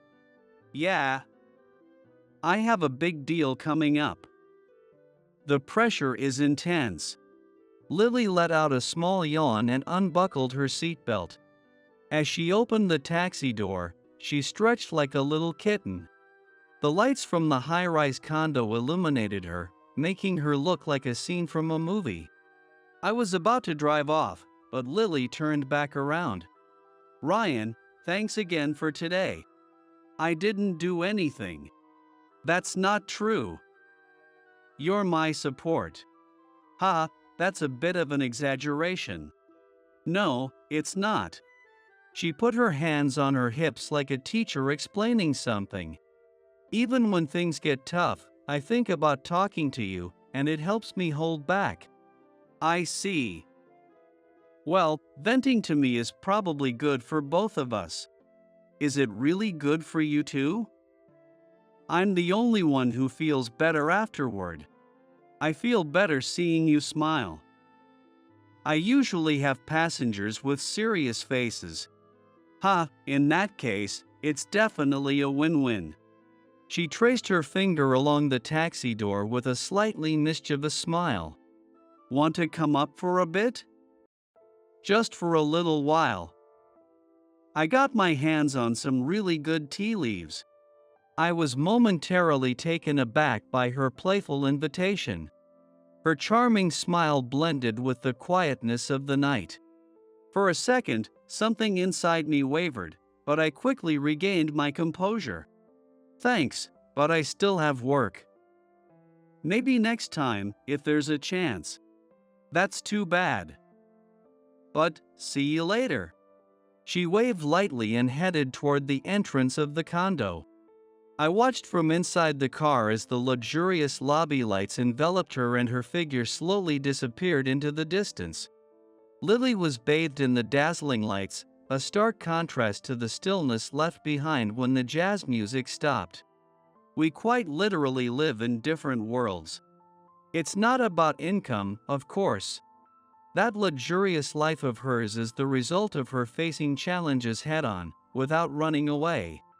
I, who had simply tucked my tail and fled, even hesitated to show her my smile. With Lily's warmth fading away, the silence settled in once again. I took a deep breath and moved the taxi to pick up the next passenger. The city remained as noisy as ever, but my own story was still at a standstill. Without much purpose, I continued to drive the taxi. The next afternoon, the taxi was back in the midst of the hustle and bustle. Through the window, I saw people briskly going about their daily routines. I circled the outskirts of the busy world when suddenly, a passenger hailed me. While waiting at a red light, two men flagged down the taxi and got in. One was tall, and the other was thin. Both of them looked like they were from overseas. They were dressed in business suits and seemed to be in a hurry. "Where to?" "To MW Corporation." "Hurry up. We're in a rush." "Understood. I'll get there as quickly as I can." Annoyed by their rudeness, I responded calmly. As I started the engine and drove off, they began talking to each other. Their voices were annoyingly loud, so I couldn't help but overhear their conversation. They were speaking in English, probably thinking I didn't understand them. "What are we going to do about the deal with MW Corporation?" That lady CEO's company, huh?" "Well, if we cause a little disruption, the deal will be off." "I see. So that's how we'll get some pocket money?" "Exactly. It's an easy job." But what is he thinking, wanting to see the business expansion in Japan fail? Apparently, one of his old rivals might be in Japan. A rival? Yeah. So our boss is worried that if he moves into Japan seriously, he might draw the attention of that rival. He wants to keep the sponsorship deals to himself, huh? What a small-minded guy. They shrugged their shoulders exaggeratedly and laughed. But to me, it wasn't a laughing matter. I had a bad feeling after hearing their conversation. MW Corporation is Lily's company. If that's the case, then the big deal Lily mentioned is likely their target. I bet they're scrambling over there, clueless. It's almost comical to watch. Absolutely. Teaching that young woman the harshness of business will be quite entertaining. Anger welled up inside me, but I held it back. Saying anything now would be pointless. We're here. Took you long enough? What a slowpoke. Our time is expensive, you know? When we arrived at MW Corporation, the two men got out, complaining the whole time. I kept a plastered smile on my face as I saw them off. As they disappeared from view, I received a message on my phone. It was from Lily, asking for a ride due to the upcoming deal. Sorry for the sudden call. No worries. Thank you for choosing me. Responding to her request, I quickly went to pick her up. Lily got into the taxi, looking exhausted. Where to? To the office, please. I have an important deal. I see. So, the deal is happening today after all. The concern that those two men might cause trouble for Lily still loomed. However, there was also a chance it was unrelated. I couldn't just tell her what I'd overheard, so I decided to bring it up subtly. By the way, how's the preparation for the deal going? The deal? Everything should be ready. Lily looked out the window of the moving car.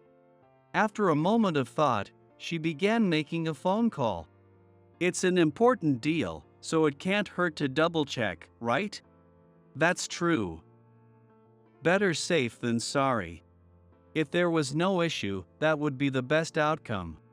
But my hopeful assumption was quickly shattered. What? There's no interpreter. No way. Lily seemed so shocked that she raised her voice. She quickly lowered it, but it was clear she was flustered. They were supposed to provide the interpreter, but they didn't bring one. Was this the work of those two men? What? They're claiming it was our communication error. How could this happen? Those two probably spoke Japanese as well.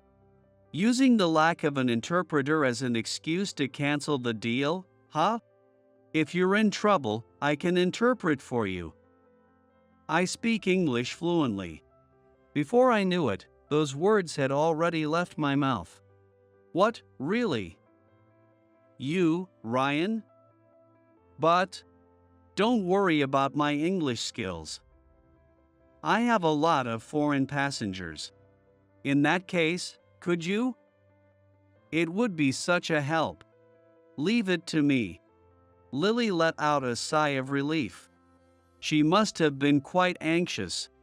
I had casually offered my help, but it was too late to regret it now. More than that, seeing Lily so relieved, there was no way I could back out. After arriving at the company, I parked the taxi in the lot and followed her inside. Usually, I just drop her off, so walking with her felt refreshingly new. She looked tense, but there was a hint of relief on her face compared to before. Don't worry, Lily. I'll support you with everything I've got. Thank you, Ryan. You're really a lifesaver. I had already skimmed through the documents for the meeting earlier.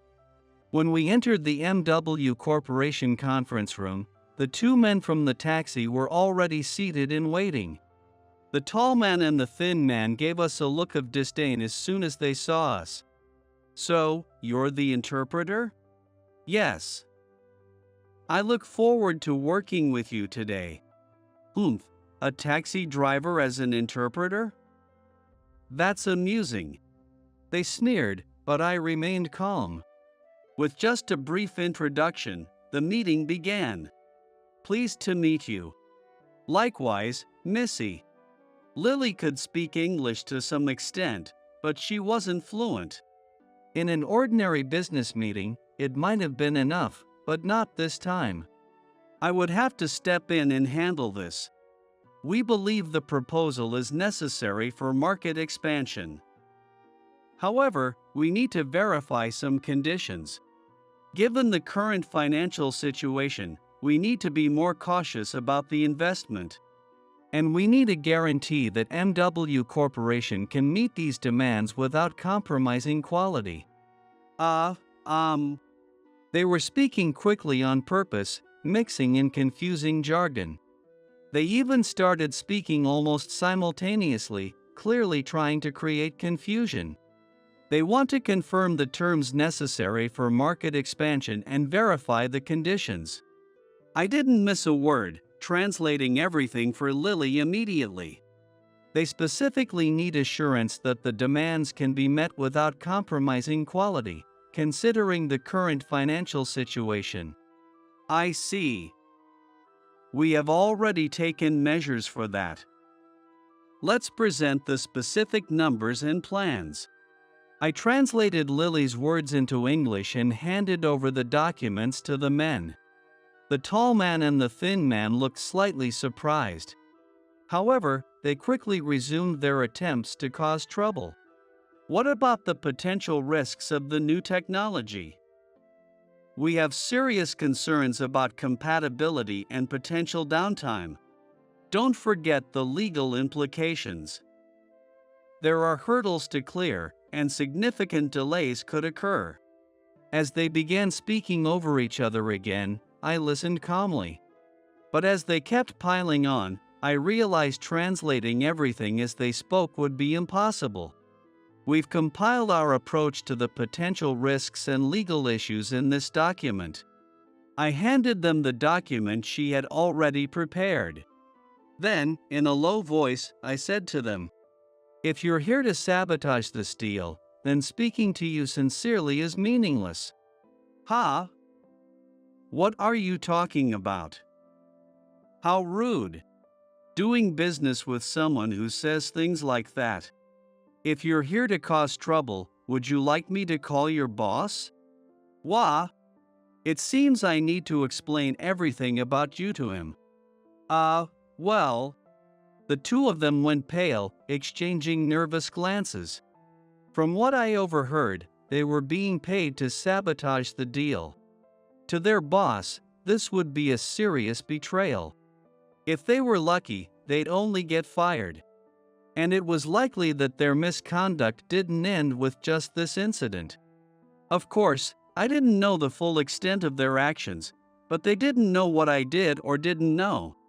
They would surely misunderstand, thinking I knew more than I actually did, and that fear would work in my favor. Very well, your involvement is sufficient. Let's proceed with the partnership under the agreed conditions. Indeed. We look forward to a cooperative relationship. In a panic, they quickly changed their attitude and suddenly accepted the contract. Lily had been watching our exchange with a puzzled expression. When she realized the contract had been secured, her face lit up with a radiant smile. "So, the deal is done?" "Yes, it's done. Thank you so much, Ryan. This negotiation was a success thanks to you." I simply smiled. A sense of satisfaction from battling in the business world, a feeling I had long forgotten, swelled in my chest. As the meeting ended, the two men left, but not before making a bitter remark. "Honestly, your interpreting was impressive. Yeah, handling that situation so skillfully. Why were you pretending to be a taxi driver?" "Thank you. But I'm not pretending." I bowed to them politely. In any case, the success of this negotiation was a significant step forward for Lily. After the two men left the company, she repeatedly expressed her gratitude. "Ryan, thank you so much. I don't know what would have happened if you hadn't been there." "No, it was your preparation and skill that made this a success. I just helped out a bit." "That's not true. Can I rely on you again in the future? As long as it's within my capabilities." Isn't there anything you can't do?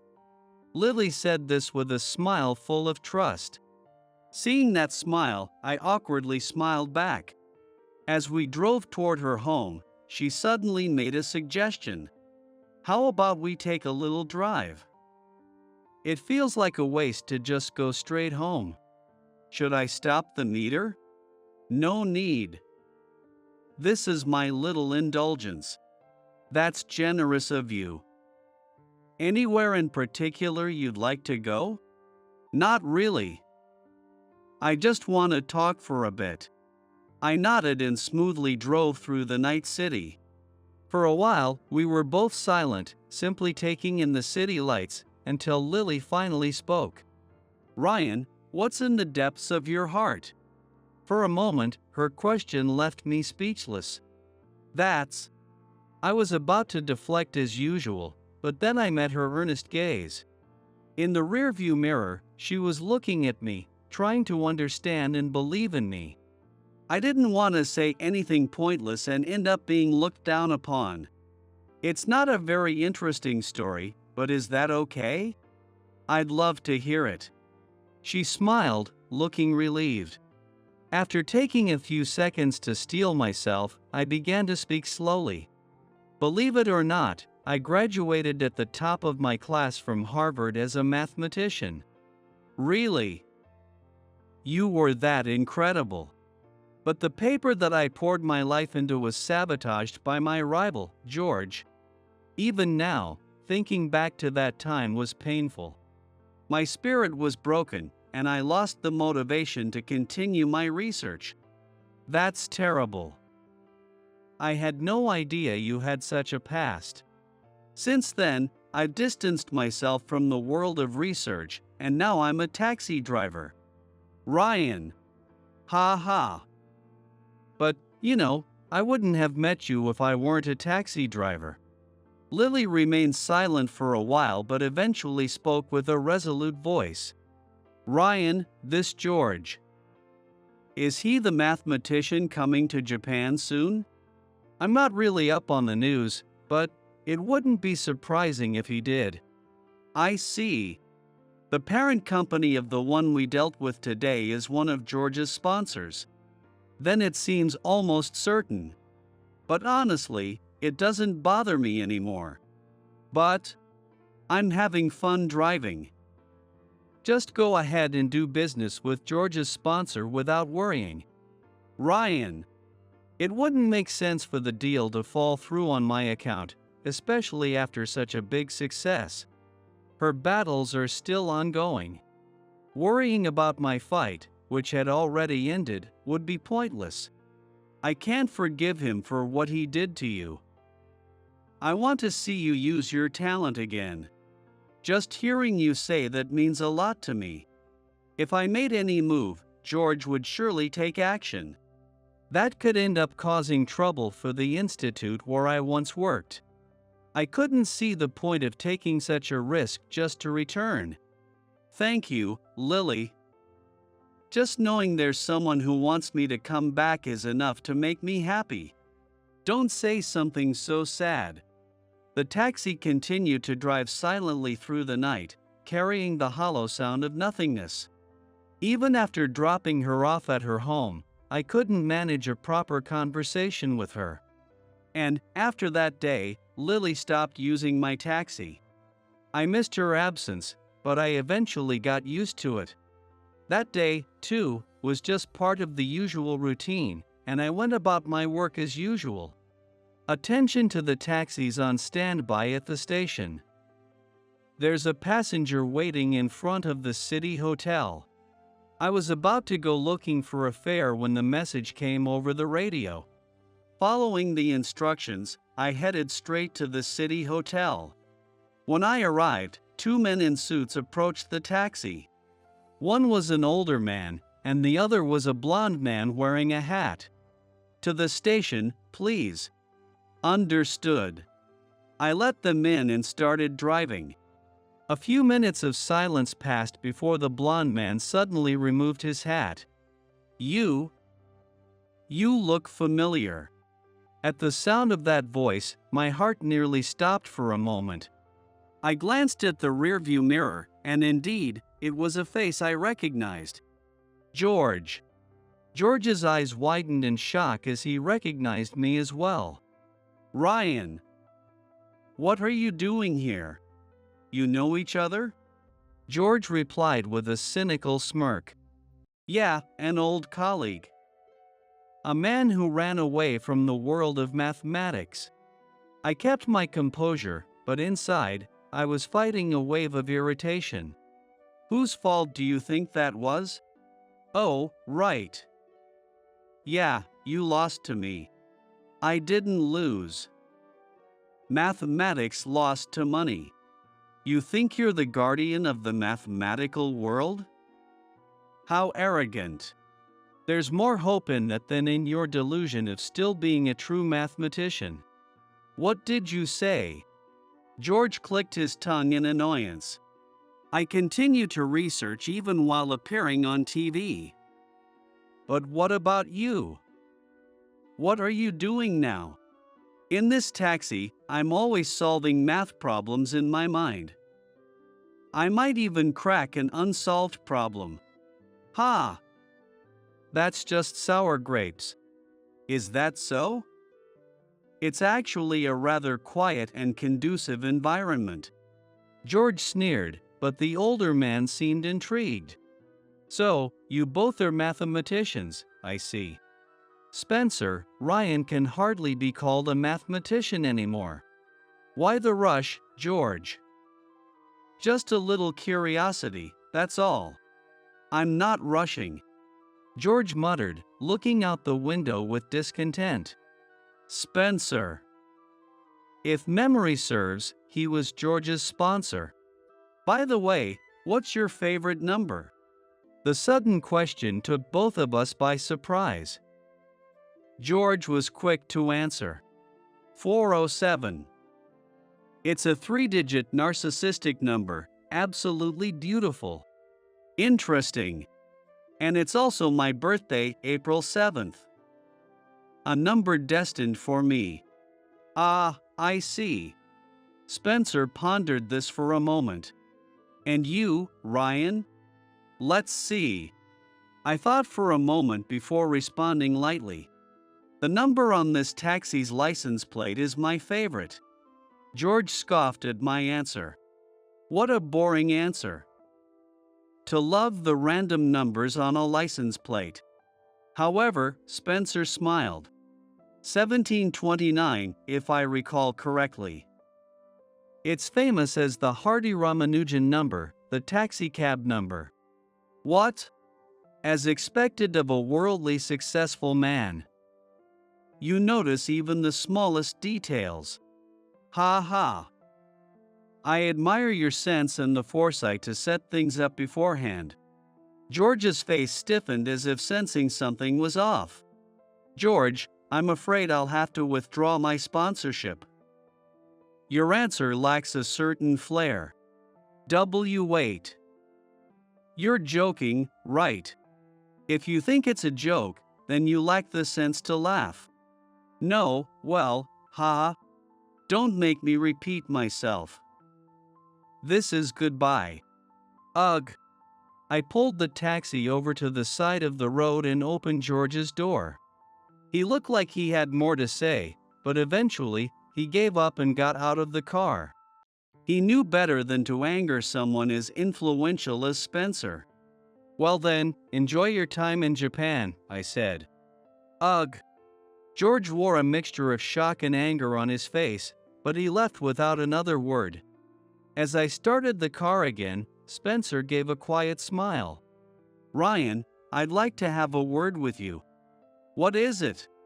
I've decided to partner with MW Corporation, and President Bennett strongly advocated for you. What? Lily, for me. Spencer nodded and continued.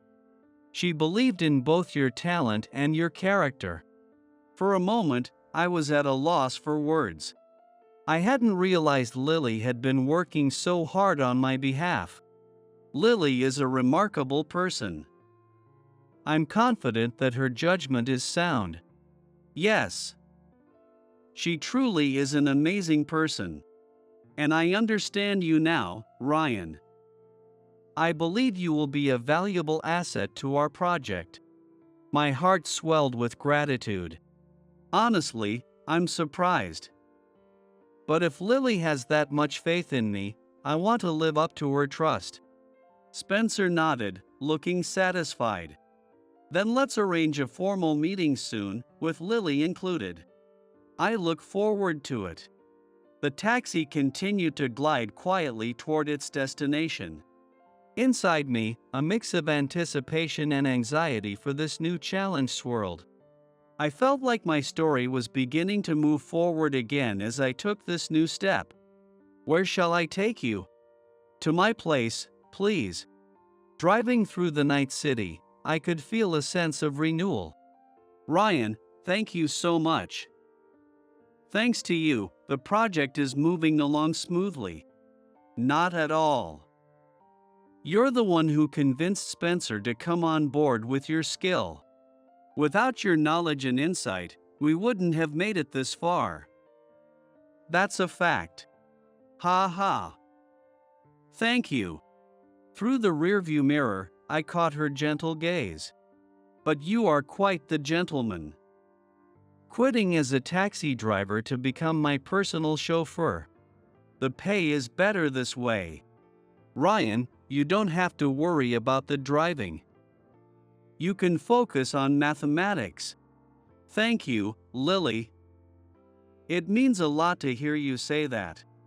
I suddenly thought of something and decided to ask her. By the way, what happened to George recently? He lost his backing, and his status and reputation have been crumbling. People have realized he lacks real ability. I see. If he had sincerely continued his research, things might have turned out differently. The fact that he had to sabotage you showed his true colors from the start.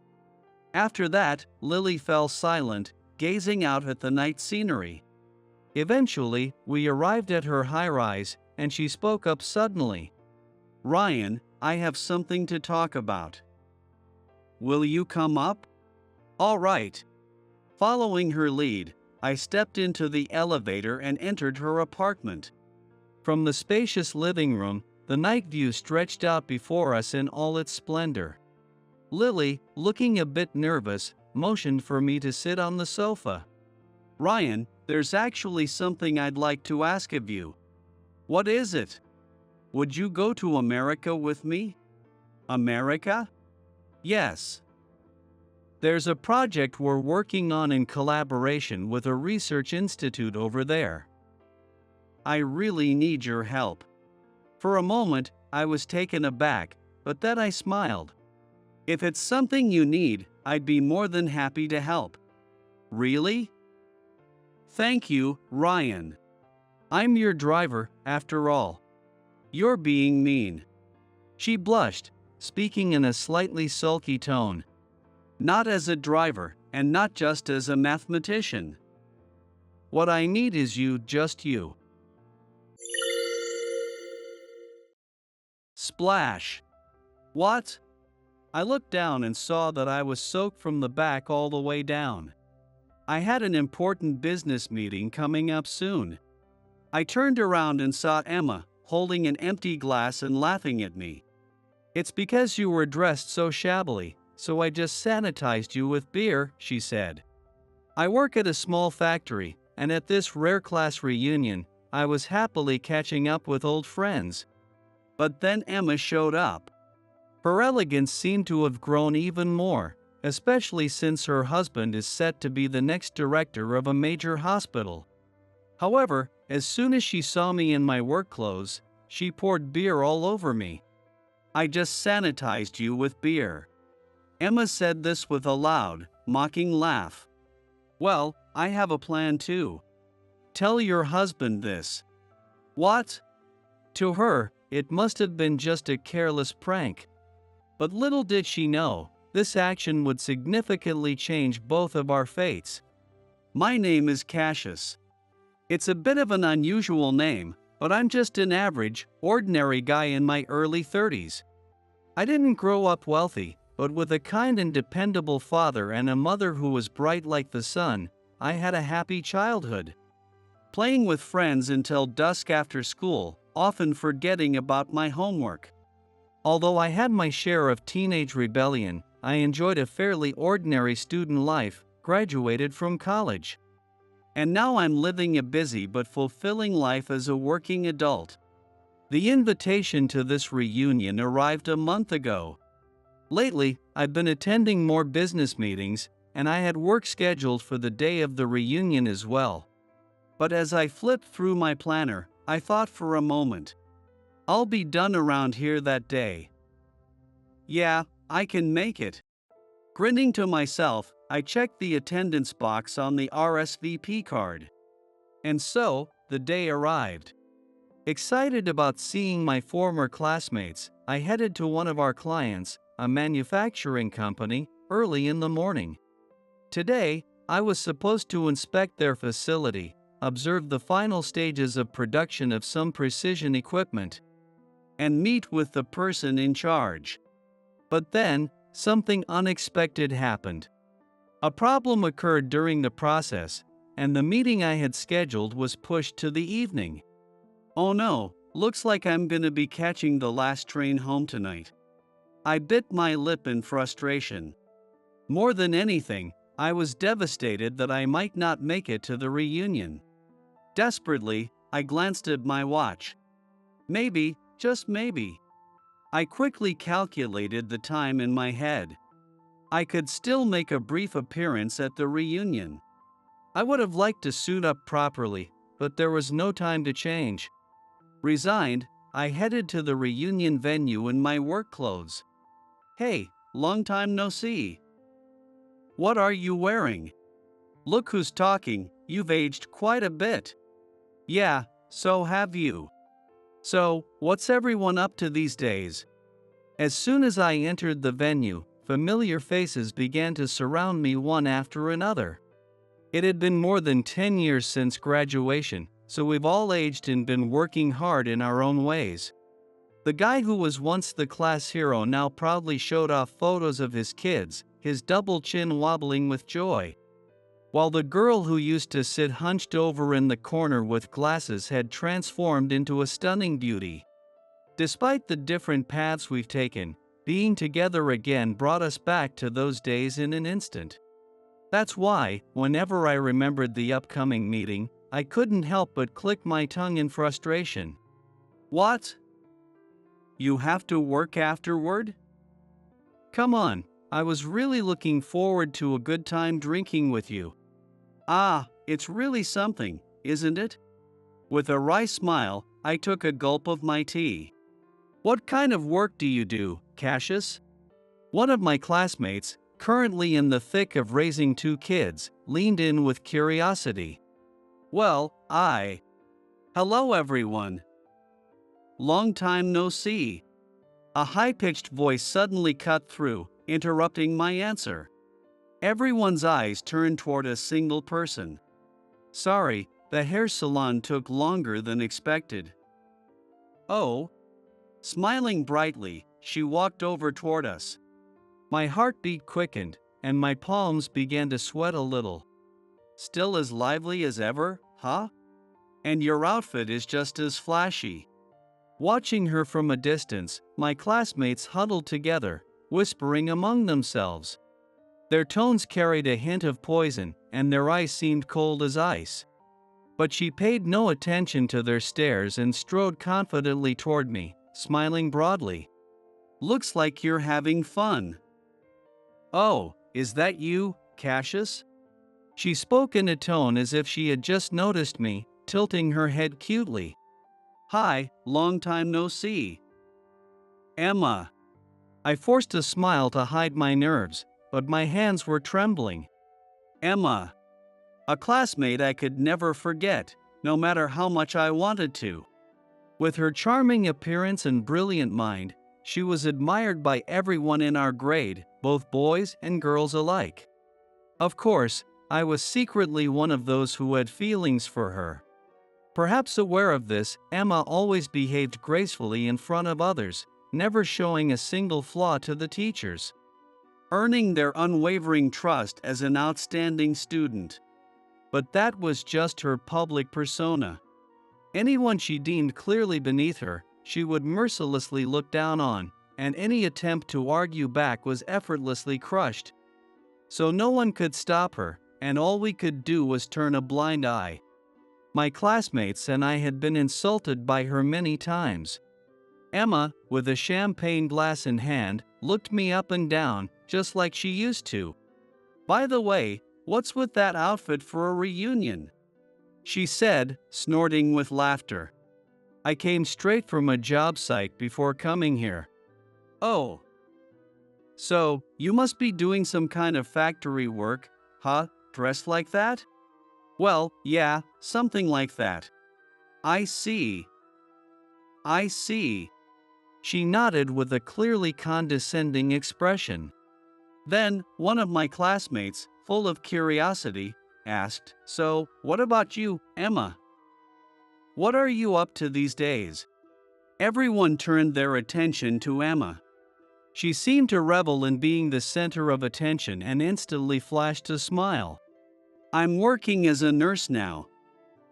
"You know Sullivan General Hospital?" "My husband works there as a doctor, and he's the next director."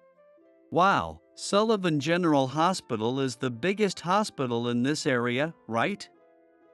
"I saw on TV recently that they have the latest medical equipment." "Oh, I saw that too." "That's incredible, you really landed a good one."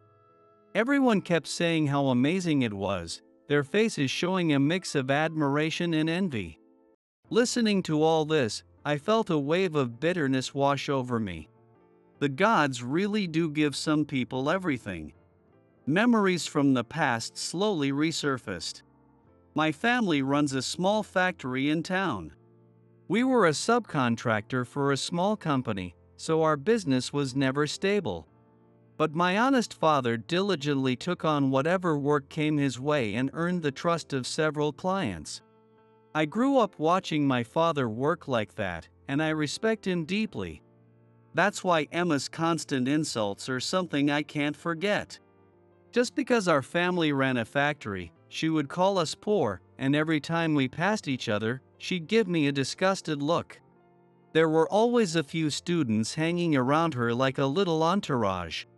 When I was locked in a bathroom stall, I felt like I was living a nightmare, and ever since, I've had a fear of confined spaces.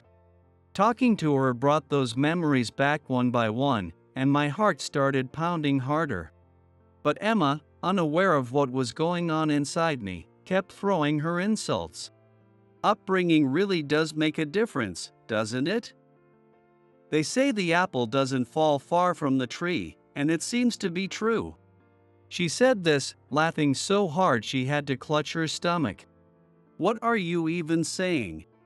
In the end, people at the bottom stay at the bottom, no matter how hard they try. Emma cut me off, her words relentless. This is getting us nowhere. I glanced at my watch.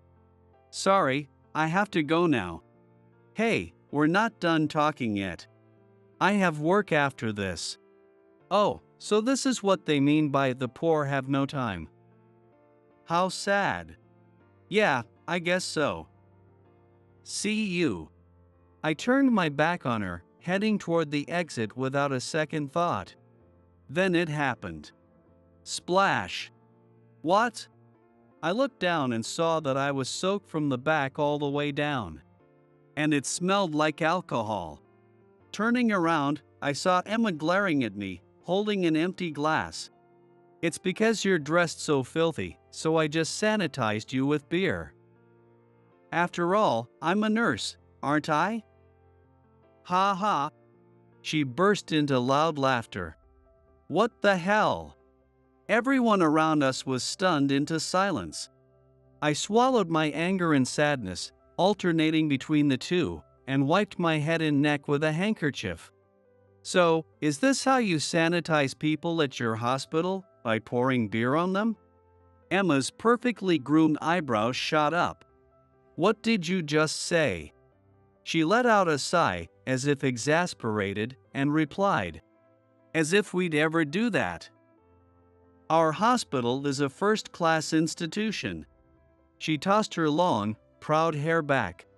Sullivan General Hospital caters to CEOs of top companies and famous celebrities. Don't lump us in with poor people like you. Her outrageous arrogance made me lose any desire to argue back. I see. Well, I have a plan of my own. Yeah, you might be right about that. Oh, you're surprisingly quick to understand. With Emma in a good mood, I pressed on. Tell your husband that the meeting later is off. What?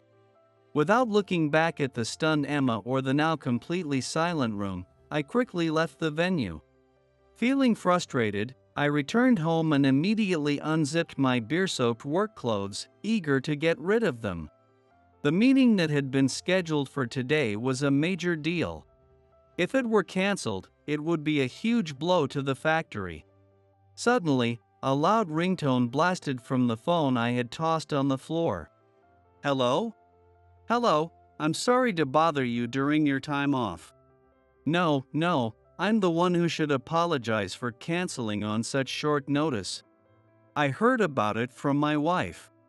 With that, he fell silent for a moment. The person I had scheduled the meeting with after the reunion was actually Emma's husband, Simon, a doctor at Sullivan General Hospital. Simon's voice was strained as he spoke to me. I'd like to hear what happened from your side as well, Cassius. Did my wife do something inappropriate? Judging by his tone, it seemed Emma hadn't mentioned the beer incident. Well, actually, I began to explain the situation, bit by bit. Simon remained silent the entire time. And that's why I thought it would be inappropriate to come over smelling like beer, so I decided to cancel the meeting on my own accord. I closed my eyes tightly after finishing my explanation. After a brief silence, Simon finally spoke. I can't believe this. I deeply apologize for the terrible behavior you experienced. From the other end of the line, I could hear some commotion. It sounded like Emma was nearby. After some exchange between them, Simon spoke again, sounding apologetic. My wife insists on apologizing to you in person. If it's all right with you, may we come over at a time that's convenient for you? What do you think? I never expected Emma to be so quick to show remorse, but I agreed to their request. And so, a week later, Emma came to my company with Simon. Emma, make sure you apologize properly. Prompted by Simon, she reluctantly bowed her head and muttered an apology. I'm sorry for pouring beer on you. It was clear she was only apologizing because her husband was making her do it. Simon also joined in the apology. I sincerely apologize for my wife's extremely rude behavior. Oh, yes. I've been in situations where I had to bow my head countless times, but it's rare for me to be on the receiving end. For a moment, I hesitated, unsure of what to say in return. Then, raising his head, Simon looked at me with a pleading expression and asked, So, about the business deal. How do you feel about it? There was a reason why this man, the future director of the largest general hospital in the prefecture, was bowing to me. After working for about 3 years at the company I joined right after college, I took over my father's factory. Over the past few decades, rapid changes in the market had directly impacted our factory, plunging it into a crisis. My father had told me many times that I didn't have to take over the factory, but I had already made up my mind. I had joined a certain equipment manufacturer before this to gain strength and not be outdone by my father or the craftsmen.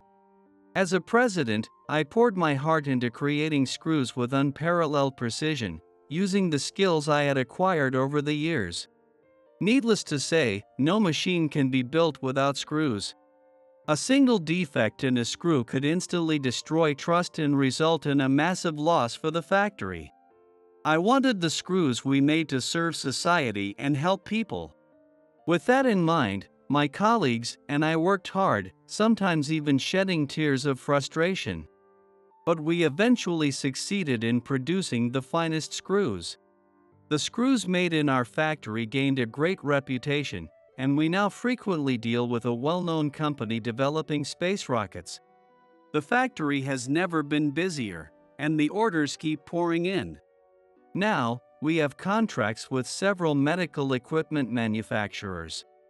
And our factory produces spinal implants used for patients with spinal injuries. These products have also gained a good reputation. And Sullivan General Hospital was considering introducing such spinal implants along with other cutting-edge medical equipment. His hospital had rested on its laurels as the largest in the prefecture and had engaged in reckless management, which had led to consecutive years of financial losses. Simon was feeling the pressure. Even if he becomes the director, if he can't get them out of this deficit, the hospital's reputation will plummet, and at worst, the staff could end up on the streets. He knew that this was something he had to avoid at all costs. Please, I'm begging you. The fate of Sullivan General Hospital is on the line. Simon got down on his knees, bowing so low that his forehead almost touched the floor.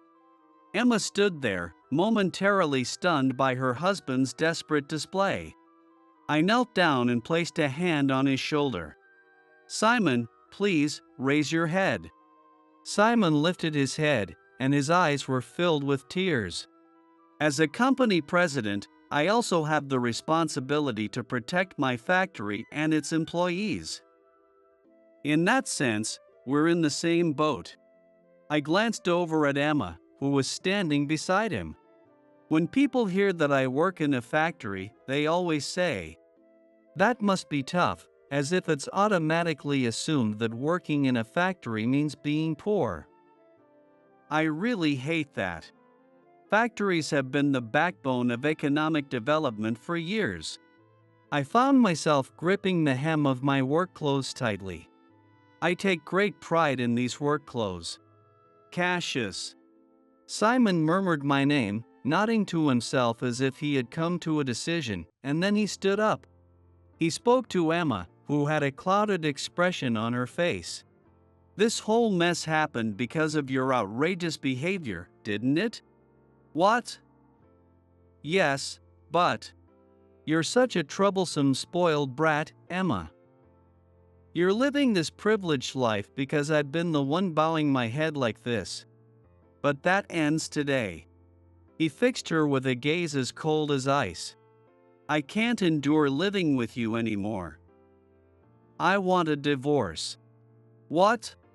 Emma was left speechless by her husband's unexpected declaration. But Simon's expression remained unchanged.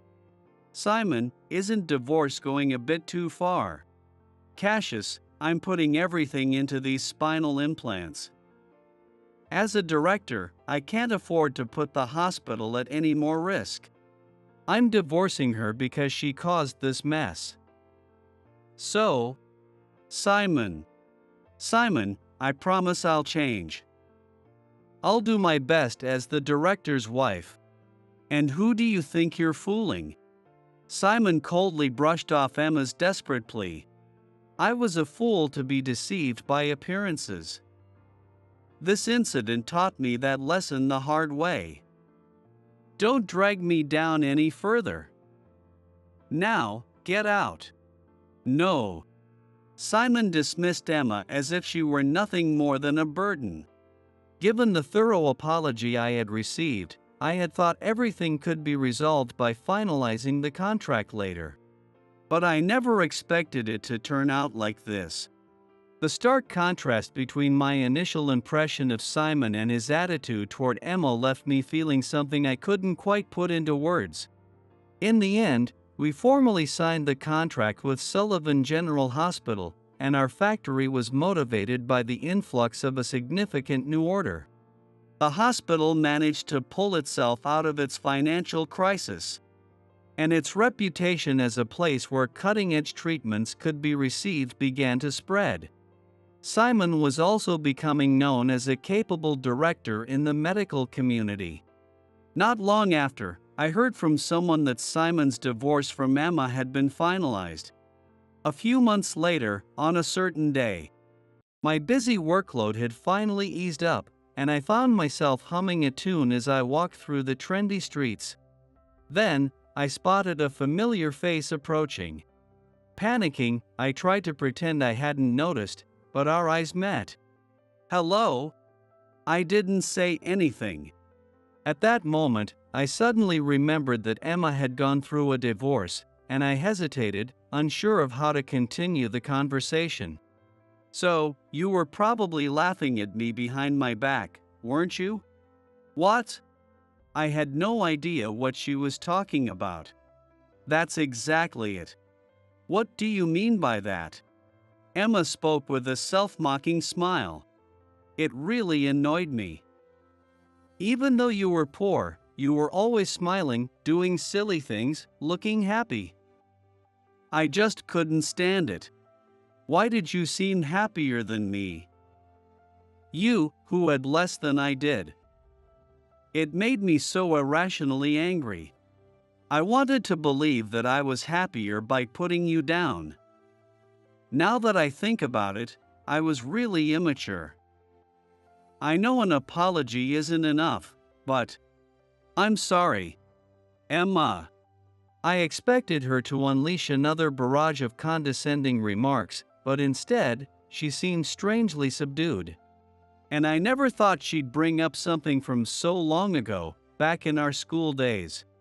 Before I realized it, I found myself blurting out, "You always seem to have a lonely look on your face, too." "What? I did?" Her unexpected reaction made me decide to open up. "I don't think you ever realized it, but I've always admired you, Emma." As the son of a small-town factory owner, Emma had always appeared to me as someone who shone brighter than anyone else. She was the daughter of a renowned local hospital, top of the class academically, athletically talented, and incredibly cute. She quickly became the most popular girl, not just in our class but in the entire grade. Any boy would have admired her at least once. That's why the occasional lonely expression on her face always stuck with me and wouldn't let go. Maybe there were countless struggles she faced that we couldn't even begin to understand. Although she was always surrounded by many friends and classmates, perhaps Emma never truly felt happy. Listening to my words, Emma fell into a sullen silence. A quiet moment passed between us. "Being ordinary, it's a precious thing." She muttered this, looking down. "What? Because I was the daughter of a doctor, it was just assumed I would become a doctor too. I actually hated studying, but I did it because I had to. And whenever my test scores were slightly lower than before, they would scold me endlessly. They never cared about how I felt." Emma's father was known as a friendly doctor who was approachable to everyone in the neighborhood. Thinking of his gentle demeanor during consultations, I realized that appearances could be deceiving. And a chilly draft seemed to blow through my heart. My classmates were no different. Just because I was the doctor's daughter, they would go out of their way to flatter me. It was ridiculous.